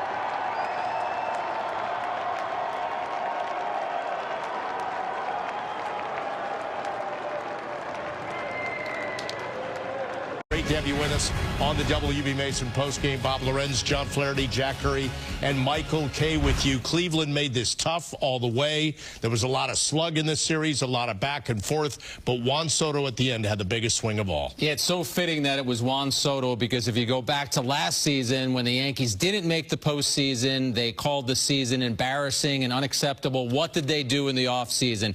The biggest change they made was making a trade to make sure they could add Juan Soto. And then you see the at-bat that he had against Gaddis in this game. It was a typical Juan Soto at-bat, laying off some pitches, fouling off some tough pitches until he gets a fastball in the mid-90s up in the zone, hits a 3-run home run, and rightfully celebrates as he is dancing around the bases, because you go back to spring training and the Yankees said they were laying a foundation to make sure that what happened last year wasn't going to happen again. It's been more than 5,400 days since the Yankees played in a World Series game. They get a chance to go back and play again, and they're 4 wins away from winning it all. And Juan Soto obviously getting all the love, as he should, but let's not forget the guy who won the MVP of the series, Giancarlo Stanton. Yankees were down 2-0, and the offense was kind of like, and he hit another home run, a 2-run shot where they elected not to pitch around him. He was amazing. But just think about the arc of this Yankee season. As Jack said, last year, 82-80. They didn't make the playoffs. That's a big failure for them. Then they started off great. Then they went on an 11-24 run where you started to wonder whether or not they'd make the playoffs. They straightened it out at the end. They beat Kansas City. Now they beat Cleveland. Neither of those series was as easy as some people thought it was going to be, and now they're waiting for the winner of the Mets against the Dodgers to see who they will try to play and try to get their 28th title. Yeah, you give the Yankees congratulations getting to another World Series, and you think about this series against the Guardians, which was a tough one. Stanton gets the MVP. Juan Soto has one of the best at-bats you're ever going to see, and when I watch this guy go to work every day, I said his at-bats look like they're personal. Well, that at-bat against Gaddis got real personal, fouling off tough pitches, and the flair for the dramatic that we have seen from Juan Soto all year long, but to come up in the 10th inning in a spot like that and deliver. But I could also talk about everybody in the bullpen. I could talk about Aaron Boone, who had an amazing series with deploying the bullpen, but guys like Jake Cousins, Tim Hill, Mark Leiter, there are so many heroes during this series, and you wonder if they're going to be able to continue that magic into the World Series and win 4 more games. We're going to talk about all of that. We'll take you inside the clubhouse. Meredith Marakovitz is in Cleveland for the celebration, but as long as we're talking about that Soto at bat, let's take a look at it. It's our turning point of the game, brought to you by Montefiore Einstein, the official hospital of the New York Yankees. Top of the 10th, the game tied at 2 runners on for Soto. Well, the Guardians made a mistake defensively, and that allowed Soto to come to the plate with 2 outs. Slider misses, and you can see Juan Soto is into it already. Second pitch going to be a slider.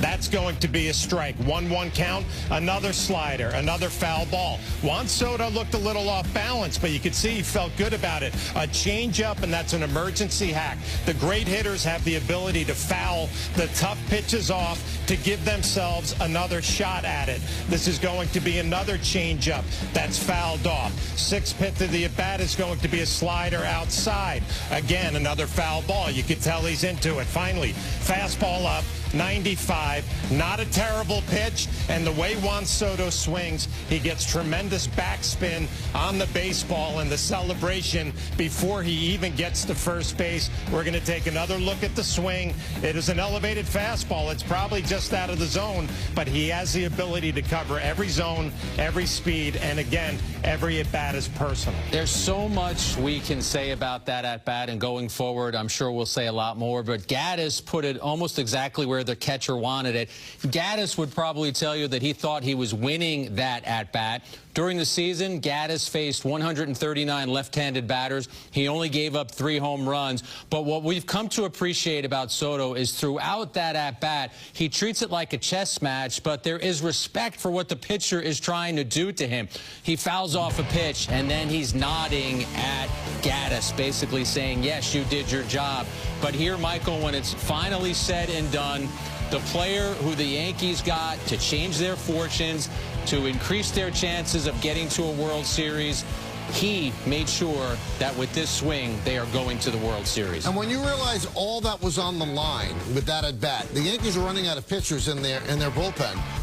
I mean, they went to Weaver because they have a lead. If they didn't have a lead, would they still stay with Weaver in the bottom of the 10th inning to close it out? Would we see Stroman? Would we see Meza? That's going to go down. If the Yankees end up winning the title, that's going to go down as one of the best at-bats in Yankee postseason history because it was toughness against toughness. It was smarts against smarts. They both were doing what they wanted to do. And then in the on-field interview that he gave TBS after the game, he said, I knew I had him. I mean, you could see his face. He was calculating everything that Gaddis had, and he felt that he could get him, and he did. Guys, if you're Gaddis and you're in that clubhouse for the Guardians, you're probably saying, I made every pitch where I wanted to, every speed where I wanted to, and did not make a mistake. The elevated fastball he gets beat on, but it's all the pitches beforehand that you're probably thinking, how did Juan Soto foul off that changeup that I made a perfect pitch on him? So as a competitor, you're probably just going to say, I got beat by a great hitter tonight because I threw all my best stuff at him and he beat me. Your former teammate, Tim Naring, who is now one of Brian Cashman's top lieutenants, told me in spring training, when I ran into him, I said, what stands out for you so far about Soto?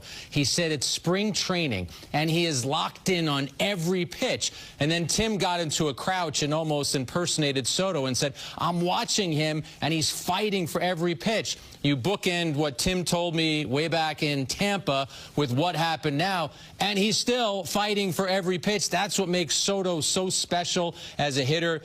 Gaddis is one of the best relievers in the major leagues this year, and Soto won the battle. Talking about relievers, right? The thing that makes this 41st Yankees American League pennant so amazing is that they didn't beat the Guardian starter so much. They went out and they beat the best bullpen statistically in the major leagues. They beat Clase. They beat everybody that they threw out there. Clase bounced back today and actually pitched a scoreless inning, but they had to go to the 10th inning, and they got Gaddis. One after the other, they just systematically broke down the best bullpen in baseball. And in this series, the Yankee bullpen was better than the Guardians. And I really want to quickly go back to something you said. In that inning, Gaddis should never have had to pitch to Soto. If they make that play, they don't commit that error, he never comes up. So it's one of those little details of a game that's such a big thing. Yeah, they didn't play the cleanest game. I mean, they are a very good defensive team, but they made some key mistakes that led to losses. Now, you can't really knock them, though, because these 3 games that were played in Cleveland,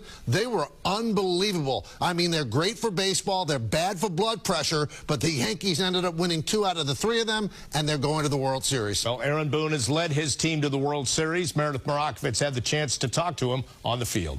All right, Meredith, thank you. You talked a little bit about this at the top. Boone pushing all the right buttons. I mean, you got to get the right lineup, but the biggest thing, as always, bullpen, how you use it. Yeah, I love seeing the emotion from Aaron right there. And obviously, Aaron has been through a lot as the Yankee manager, a lot of ups and downs. You think about last year not making the postseason, but he's had as good of a postseason right now as any manager can have. And it really is what you were talking about, Michael, with all the bullpen moves. The bullpen for the Yankees was better for the bullpen for the Guardians, and a lot of that was because of the lanes that Aaron Boone found to put his guys in to be successful. We always talk about what's the most important thing a manager's going to have to do, and I absolutely believe that it's the way that you manage your bullpen. You go back to September when the Yankees were figuring out who was going to be their closer post-Holmes, and they settled on Weaver, and Weaver did a terrific job.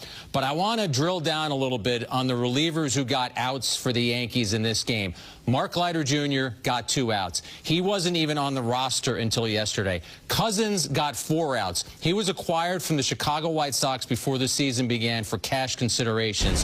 Hill got 4 outs. He was a waiver claim from that same White Sox team. 2 of the guys who got big outs for the Yankees were with the 121-loss White Sox. And then, of course, Weaver, a waiver claim last year, and a guy who had never found his footing at the major league level. So, Michael, as we praise Boone for pushing the right buttons, the Yankee organization as a whole needs to be praised for finding these relievers and getting this kind of production. Well, I really want to concentrate on Boone for a moment because he's had a lot of slings and arrows from Yankee faithful. A lot of the Yankees' lack of success at times, not going to the World Series, has been pinned on Boone. Maybe sometimes the team wasn't good enough to go to the World Series. A couple of years ago when they faced the Astros in the ALCS, they were just ravaged by injuries. In 2019, the whole organization felt, was that really legitimate? Well, nothing has ever been proven, but they did end up losing to the Astros. This guy has really persevered. The team loves him. They play hard for him. They do come back after tough losses like they did the other day. And this guy did have a perfect series. He did. People don't want to admit it, but, you know, the manager always gets the blame when the bullpen doesn't do the job, so he has to get some of the credit when he pushes the right buttons. And the last 2 games, that bullpen was running on fumes, and he found the right guys to bring in. Well, also in attendance in Cleveland tonight, Yankees managing general partner Hal Steinbrenner. Here he is on the field with Meredith. Hal, the Yankees are back in the World Series. How meaningful is it for you to be here and witness this and know they're heading to the World Series? Well, it's incredible. It's been a while, as you know. Season had ups and it had downs, but the guys never gave up. You know, they never doubted. Day after day, they always thought they'd have a really, really good chance to accomplish this, and they did. What stands out to you about this group? They can have a really tough loss like 2 days ago, and they turn the page. They turn the page, and they go right back at it the next day, and it's been like that all year long. That's the most resilient thing about this team. It's great. Look, these last 3 games, fans have been on pins and needles. What has been watching the last 3 games been like for you? Has it been nerve-wracking? Yes, it's been what about you? A little bit, yeah. Yeah, a little bit. No, it's been nerve-wracking. Cleveland's a great team. They played us unbelievably tough. Our guys really earned this. They really did. What'd you think of the job that Aaron Boone has done throughout the course of this series? Done a great job. Done a great job. You know, and the players have done a great job. They played up to their potential. It's amazing just watching the fans. Wow. When Juan Soto steps up to the plate there in that 10th inning, what's going through your mind? It's a good question. Success. Winning. Well, hopefully there is. Hopefully seeing what I'm seeing right now. That's what's going through my mind. Hey, what does that mean to you, seeing the fans, the way they've embraced this team? Amazing. It's amazing. Great fans. Like I said, it's been a season of ups and pretty low downs, and they never gave up on us either. They were with us all the way. I thank them. Yeah. Hal, hopefully many more wins to come here this postseason. 4 more, and you will be World Series champ. Thank you so much for the time. Thank you, Meredith. Appreciate it. Send it back to you. Thanks, Meredith. So, Hal, thinking success, manifesting, if you will, for one of the biggest stars that he brought in and signed off on to bring in to help propel him to this point. Success and winning. And you could tell that when Meredith asked Hal that question, he had to think for a second about his response, because though he is the managing general partner, he's a fan. And you could see that there would be nerves in that moment. The Yankees wanted to lock this down tonight. You did not want this series to go back to New York. You wanted the next game that you played at Yankee Stadium to be a World Series game. And you're right, Bob, if you look at some of the moves that he has had to preside over, he was the one who closed the deal to sign Aaron Judge to the free agent contract that he signed. Garrett Cole, the same thing. That's something that Hal Steinbrenner had to approve. And then, of course, the Soto trade, Michael. The Yankees gave up 5 players for 1 year of Soto. It was worth it. I always believed it was worth it. You had to improve their offense, and Soto instantly improved them. And think about it. There's no guarantee that that's going to work out, because they did not want to give up Michael King. Thorpe was somebody they didn't want to give up. They gave up a lot of people that they really had to swallow hard, but they felt Juan Soto is a generational player. He's one of the top 3 or 5 players in all of Major League Baseball. But once you got him, you were locked into having to go for it this year, because you don't know if he's going to be here after this year. Now, the hope is that he is, but it's going to be a difficult negotiation. You know that. Every team just saw what he did, and any team that needs another player, they're going to think about Juan Soto. But the Yankees said, let's roll the dice. This is the guy. Even if it's just for 1 year, we have to make it work. Well, so far, he's helped take them to the World Series, so the gamble paid off. Flash, quick follow-up. The way Soto has those at-bats, and he's invested in every single pitch. And then you think of Stanton and the way we've talked about him this postseason. All the guys on the team saying, we watch the way he works and what he does.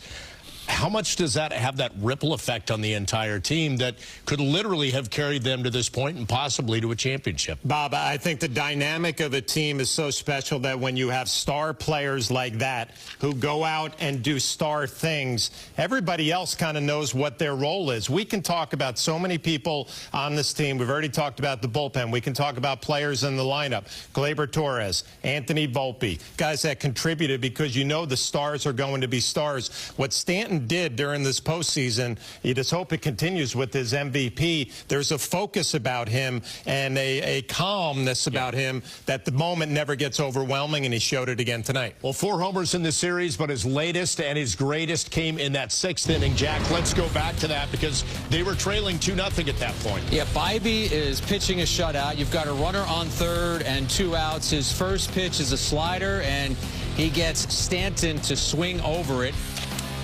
The second pitch is a changeup. That disappears under Stanton's bat. Now watch where the catcher sets up for this third pitch. He's in the other batter's box. They want Stanton to chase. He doesn't chase there. With a 1-2 count, Bybee is going to go with a curve. That's in the dirt. Good take by Stanton there. 2-2 now. Bybee is going to go back to the changeup. He misses up with that. So now it's a full count. He hasn't been able to put him away. Where is he going to go with his next pitch? He's going to try the breaking ball again. He goes slider, but he doesn't throw it outside where the catcher had wanted a couple of those. Absolutely did not follow the pattern of what Naylor wanted him to do. Naylor wanted him to try and get Stanton to chase. That pitch was in a spot where Stanton could extend his arms, do damage. He hit it 446 feet.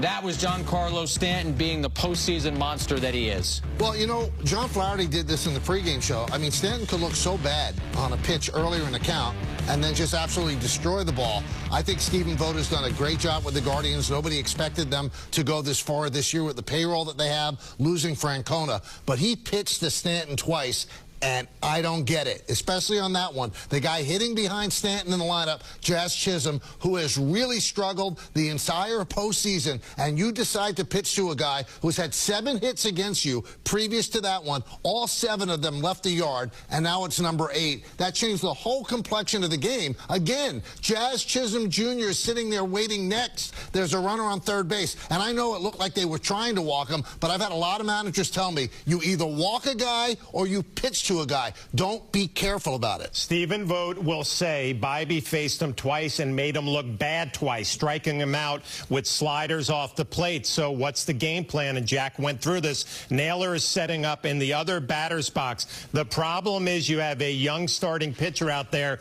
who gets to a 3-2 count and says, I'll get you again with the slider. And he makes a mistake out over the plate. And the beautiful thing about Giancarlo Stanton, we talked about this on our pregame segment, it doesn't matter if you throw all these pitches off the plate and make him look bad. If you throw one over the plate that he can handle, he is going to destroy it. He's done it the entire postseason. And in this series, it's in the whole postseason, it's almost like he's AI. He did swing at one pitch that was outside and then recalibrated and was like, I won't do that again. There's no hitter in Major League Baseball who can do what Stanton does in the midst of an at-bat, where he will look so off balance, so uncomfortable that, as you said, Bob, recalibrate and do the kind of damage that he can do. And I'm glad Flash mentioned that it was a young pitcher on the mound, because Greg Maddux is the pitcher that I remember the most, where he would have his catcher set up exactly where Naylor was setting up, and he would nail the spot. And the batter would say, what exactly happened there? Now, back then, they gave them a little more on the edges, but it was a young pitcher who maybe got a little full of himself. That's what there. I think happened, right? He struck him out a couple of times, made him look bad, and he's thinking all I got to do is throw another slider on the outside half of the plate. Not good enough against Giancarlo Stanton. Especially when he's on fire. So 5 home runs this postseason, 3 solo, 1 2-run shot, 1 3-run shot, 1 game-tying home run, and 2 go-ahead home runs. And you're pitching to him? Please. Well, let's get it inside the clubhouse. Meredith standing by with Giancarlo. Giancarlo, you are the American League champs. You're heading to the World Series. How excited are you about this? This is incredible. Another step forward, another step, you know, we put on our goal list, and yeah, it's just ask for a more special moment at this time. What did it mean to you to be handed that MVP trophy? Man, anything I could do to help us win, and you know, it took all of us, and it's going to take all of us to continue going forward. So, yeah, it's awesome. Hey, did you feel as locked in as you looked all series long? I felt good. I felt good. My prep was right. You know, I had everything dialed in.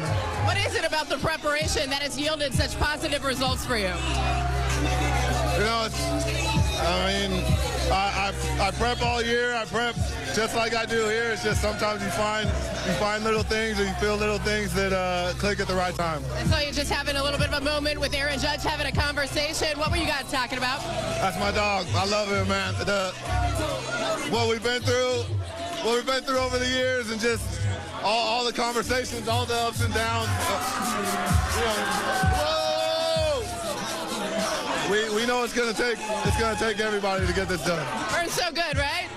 Here you go. Nestor's not having it here. Hey, that final at bat by Juan Soto, just what did you think of the way he battled there? It's unreal. It looked like he was stealing balls out of the catcher's glove. And, you know, anything he had for him, he just had an answer. And to be ready on time for that high heat, just take us to the World Series. It's in pure Juan fashion. 6 straight breaking balls till he threw him that fastball, and it almost seemed like he was taunting him along the way, right? He always does. He always does. That's why it's so incredible. How about this guy? All he did was get on base. All he did was get on base. Hey, take the baby. All he did was get on base. Take care of the baby. Yep, the baby. All Gleyber did was get on base, have amazing at-bats for us, and just be the staple at top of the lineup. I'll let you two spend some time together. Congratulations, John. That's the baby, sure. Send it back to you guys. That's great stuff. Giancarlo Stanton deserves every bit of that moment and that experience. And, Jack, as you watched him there, you just got that sense. I mean, you want to talk about why they love him, even down to the point where he doesn't wear goggles. He doesn't want a towel after they spray his face with champagne. He just wants to enjoy that moment. And even when he's shading Josh Naylor from the 2022 postseason, he does it in a professional and somewhat subtle way. He didn't have to mention anything. He held the trophy the way you would hold a baby. But we've talked about this throughout the postseason. He's such a pro. He's such a leader in that clubhouse. He's been through so much in New York. His answers during interviews tell you everything you need to know about him, right up until what he said last night with the Yankees being 1 win away from getting to the World Series. He said, "We haven't done nothing yet." That was his exact quote, because he understands that until you get that championship, you haven't fulfilled what you're supposed to fulfill as a Yankee. All right, so Stephen Vogt was asked, do you consider walking Stanton in that situation? He said no, Tanner was dialed. Tanner had struck him out twice, had him on the ropes, one mistake, that right there. I trust Tanner on him. The way he was throwing the ball, I would not. You give me 100 more times, I'm not putting him on right there. Speaks volumes, but it was, listen, Vogt did that a couple of times this series. He hit home runs twice. Yeah, and it didn't pay off.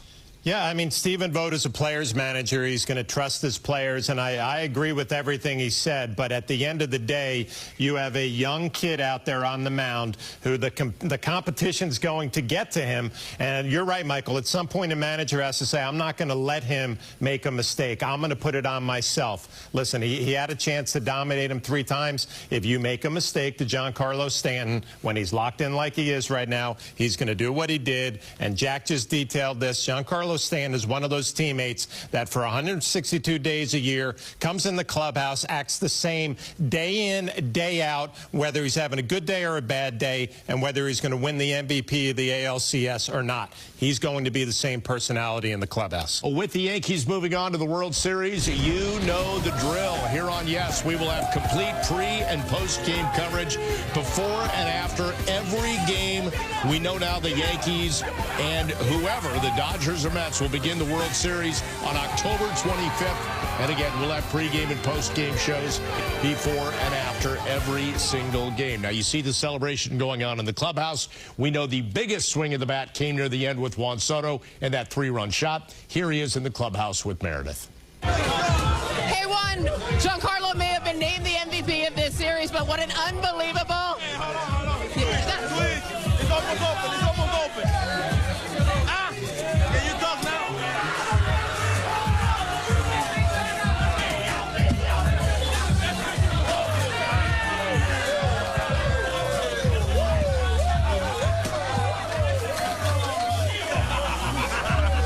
I'm just trying to see again over here. You're dancing with the trophy. How much are you enjoying this one? It's just great. It's just a great feeling. I mean, we've been doing this since day one. That's another goal that we get. I mean, we're going all the way. Giancarlo said that was a very Juan-like at-bat. that final at bat there. Just take me through it against Gaddis. I mean, I was just ready. Already facing a couple times this series. I know everything that he has, so I'm just trying to focus, wait for the mistake, and try to do damage. He kept throwing you breaking ball after breaking ball after breaking ball, and you were spoiling it and smiling along the way. What was that about, Juan? You look like you just wanted more. I'm all over it. I'm all over it. I'm ready for it. You know, he made great pitches, but I make really good swings of it. So I'm really happy that I was waiting for the mistake. He finally threw it, and I make the contact. Hey, that was a difference maker tonight, but Giancarlo Stanton all series long coming up with big at-bats. What impressed you most about his offensive output? He's just incredible what he's been doing the whole playoff. Yay! Without him, we couldn't been in that situation and it couldn't been in game tie up right there. So really happy to have him on my side, and let's keep rolling.